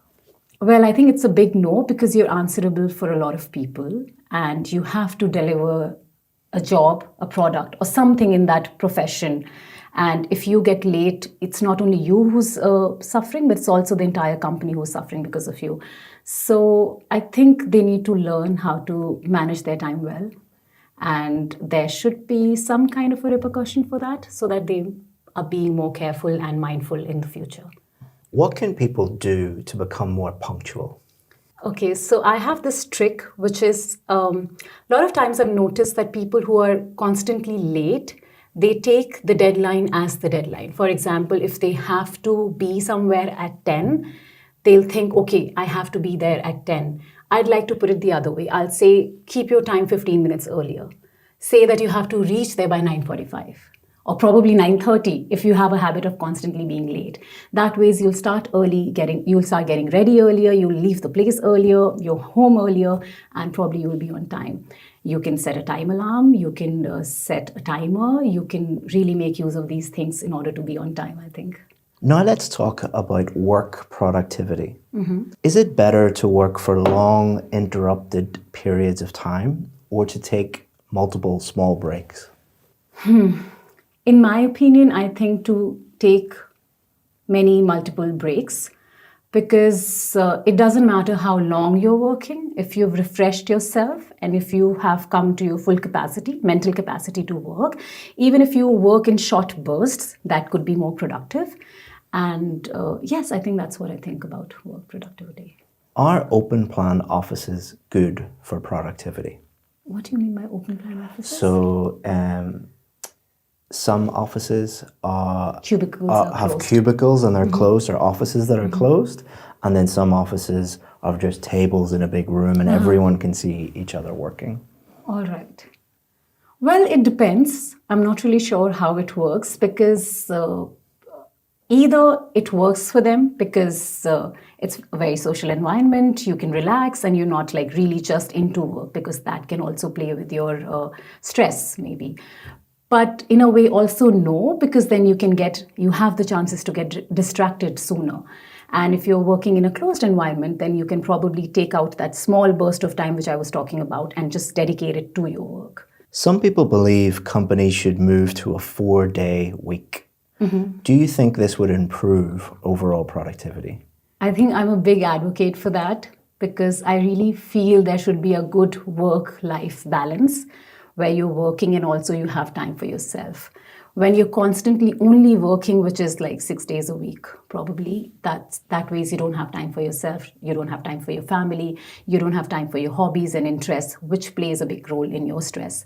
So if you have 4 days a week, that means that you have more time for yourself.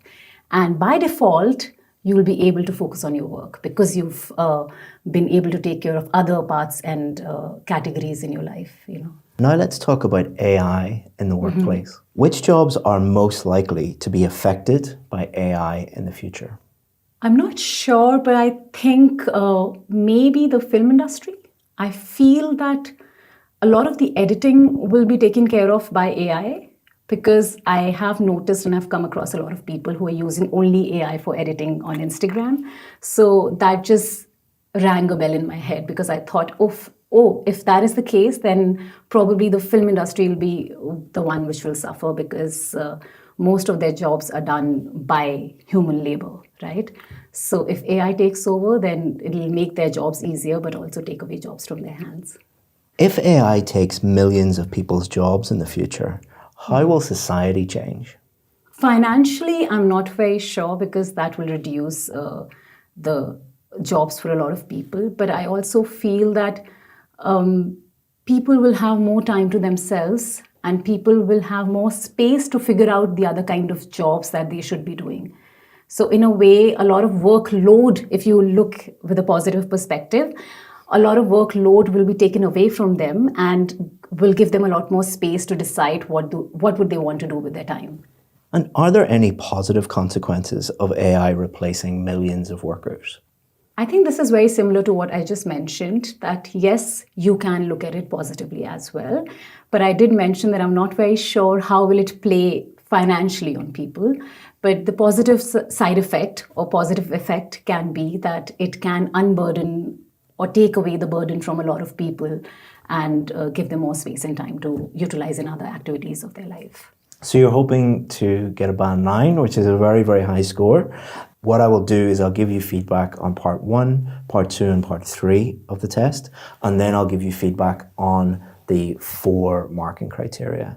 So to get a band 9, you need top marks in fluency and coherence, grammar, vocabulary, and pronunciation. So part 1, what the examiner is looking for is for you to answer the question and develop it a little bit. I think the key hallmark of a band 9 candidate in part 1 is it's like talking to a friend or it's like talking to a colleague. And that's how it felt talking to you. So you were able to answer each question naturally and develop them. You had no problem talking about any of those topics. And I really liked the way you used your own life and your own experiences in that. So it didn't feel like speaking to a robot who prepared answers. It felt like talking to a real human being who's at a very, very high level of English. I also threw in some more unusual topics in there, and you were able to cope with those perfectly. So part 1, I have no negative feedback, all very, very good. Part 2 is probably the most challenging part for a lot of students because it's a monologue, so you have to speak for up to 2 minutes. What you did was you decided to choose a real story from your own life. That was a very good choice because it led to a very fluent, coherent answer. So it's much easier to talk about an experience from your own life than it is to make up a story or to talk about something a little bit more abstract. So we would always suggest to students to try and choose something in part 2 related to your own life. And then it's much easier then to use vocabulary and grammar as well, especially vocabulary, because you're talking about real things and real experiences, and you weren't trying to, we would say, fetch the language. You weren't thinking of the correct word or the correct grammar structure or the correct tense. You were just talking very coherently and naturally again. And I didn't have to encourage you to speak more.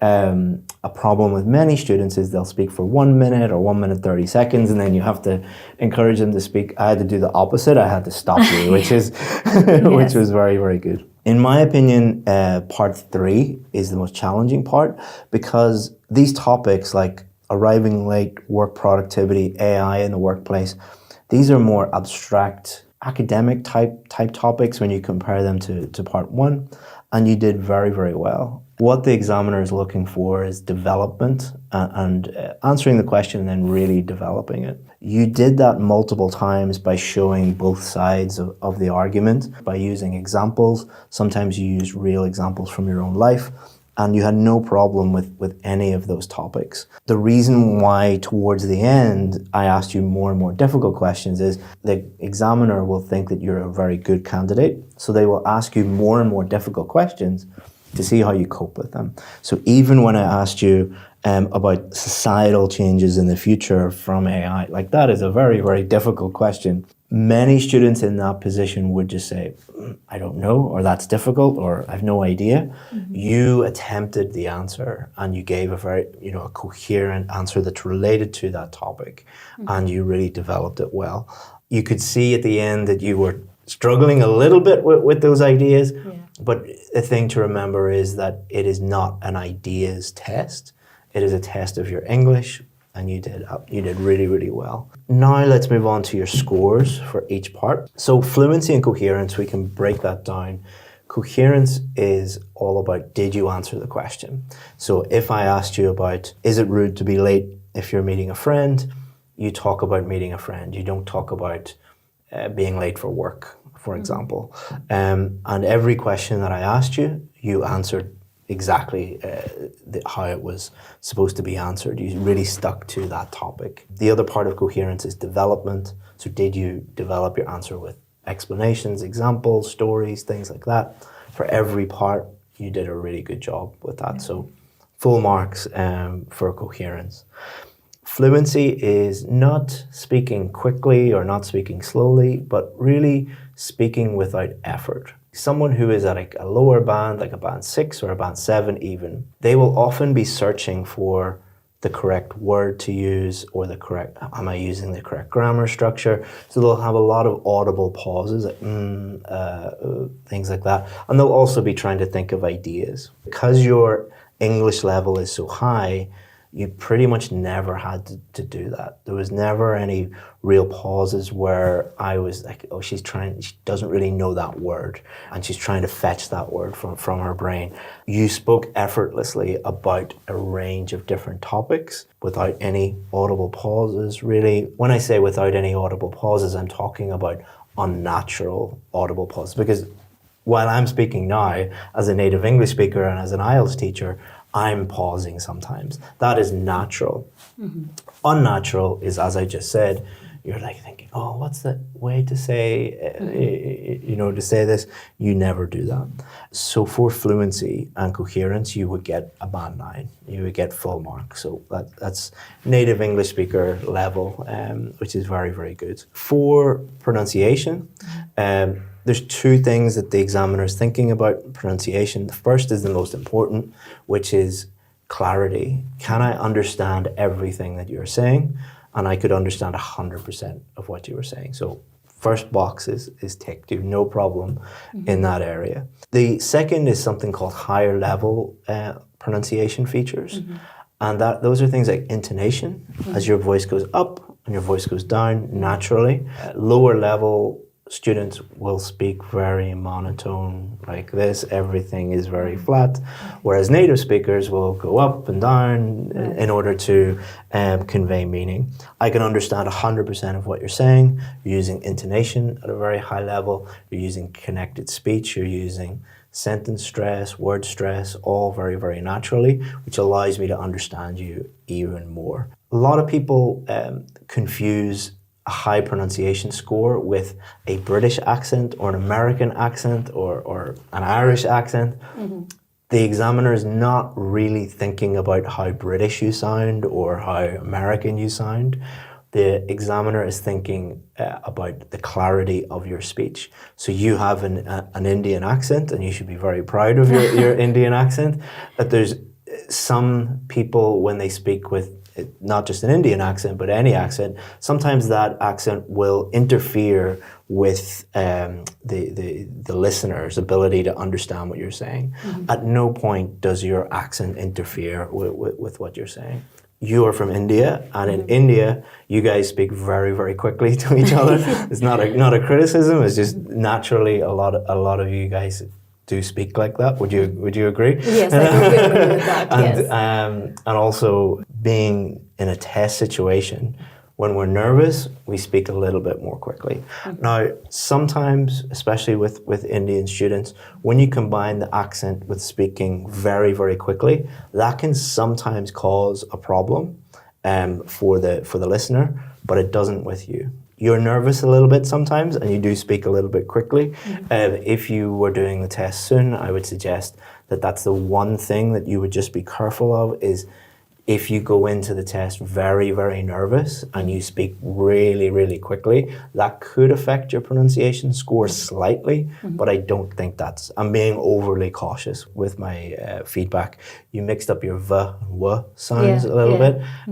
It's very common with German speakers, it's very common with Indian speakers, but it wasn't to the extent where I didn't understand what you were saying. For example, Spanish speakers will say video instead of video. I watched a video on YouTube. Some German speakers will say I watched a video. Now that, if it was extreme, could lower your score, but you had just a very slight mix up between those two sounds. If every time you were trying to pronounce the, you said w, that would lower your score, because that is a systematic error that just keeps happening every time you use that sound. But it wasn't the case at all with you. So you would get a band 9 for pronunciation. The next is vocabulary. So there's two things that the examiner is thinking about when it comes to vocabulary. The first is accuracy. Did you use the correct words, basically, or are you getting words mixed up? So, for example, you could say this is a phone, which is correct, or you could say this is an electronic device, which is correct, but phone would be a little bit more precise. But we wouldn't say that this is a sitting device. This is a chair. Or if you got these mixed up, it's like, I'm sitting on a phone. Like that is completely wrong. So you are using vocabulary correctly and precisely. Accuracy, you have no problems there. You're also using a lot of topic-specific vocabulary. Topic-specific vocabulary is, for example, to talk about phones, we would talk about a screen. We would talk about the resolution of that screen. We would talk about the memory and how many megabytes or gigabytes of the memory. But we couldn't use gigabytes to talk about a pen. For example, we couldn't talk about the resolution of a pen, but we would talk about ink, but we can't use the word ink to talk about phone. So these are very topic-specific words. As you can see, no matter what topic we ask you about, you are able to pull those topic-specific words, and that indicates that no matter what topic we ask you about, you will be able to talk about that topic. So that's the second thing, that's your range. So it's not like you can only talk about arriving late, but you can't talk about AI. You can talk about any topic. So the range of your vocabulary is very, very high, and the accuracy of your vocabulary is very, very high. So you get a band 9. Last but not least is grammar. So your grammar, again, is being assessed by accuracy and range. The range of your grammar is very good. You pick the most appropriate structures and tenses to use. So as you can see, what you do is you don't just answer every question with the present simple tense, for example. You use the appropriate tense, the appropriate structure to answer each question, which indicates you have a very wide range of grammar. Now, a lot of people think that to get a band 9 for grammar, the accuracy needs to be 100%, but that's not actually true. What it says in the official marking criteria is that you can have a few slips. Some examiners would listen to you and think, yeah, you made a few tiny little slips, like this one.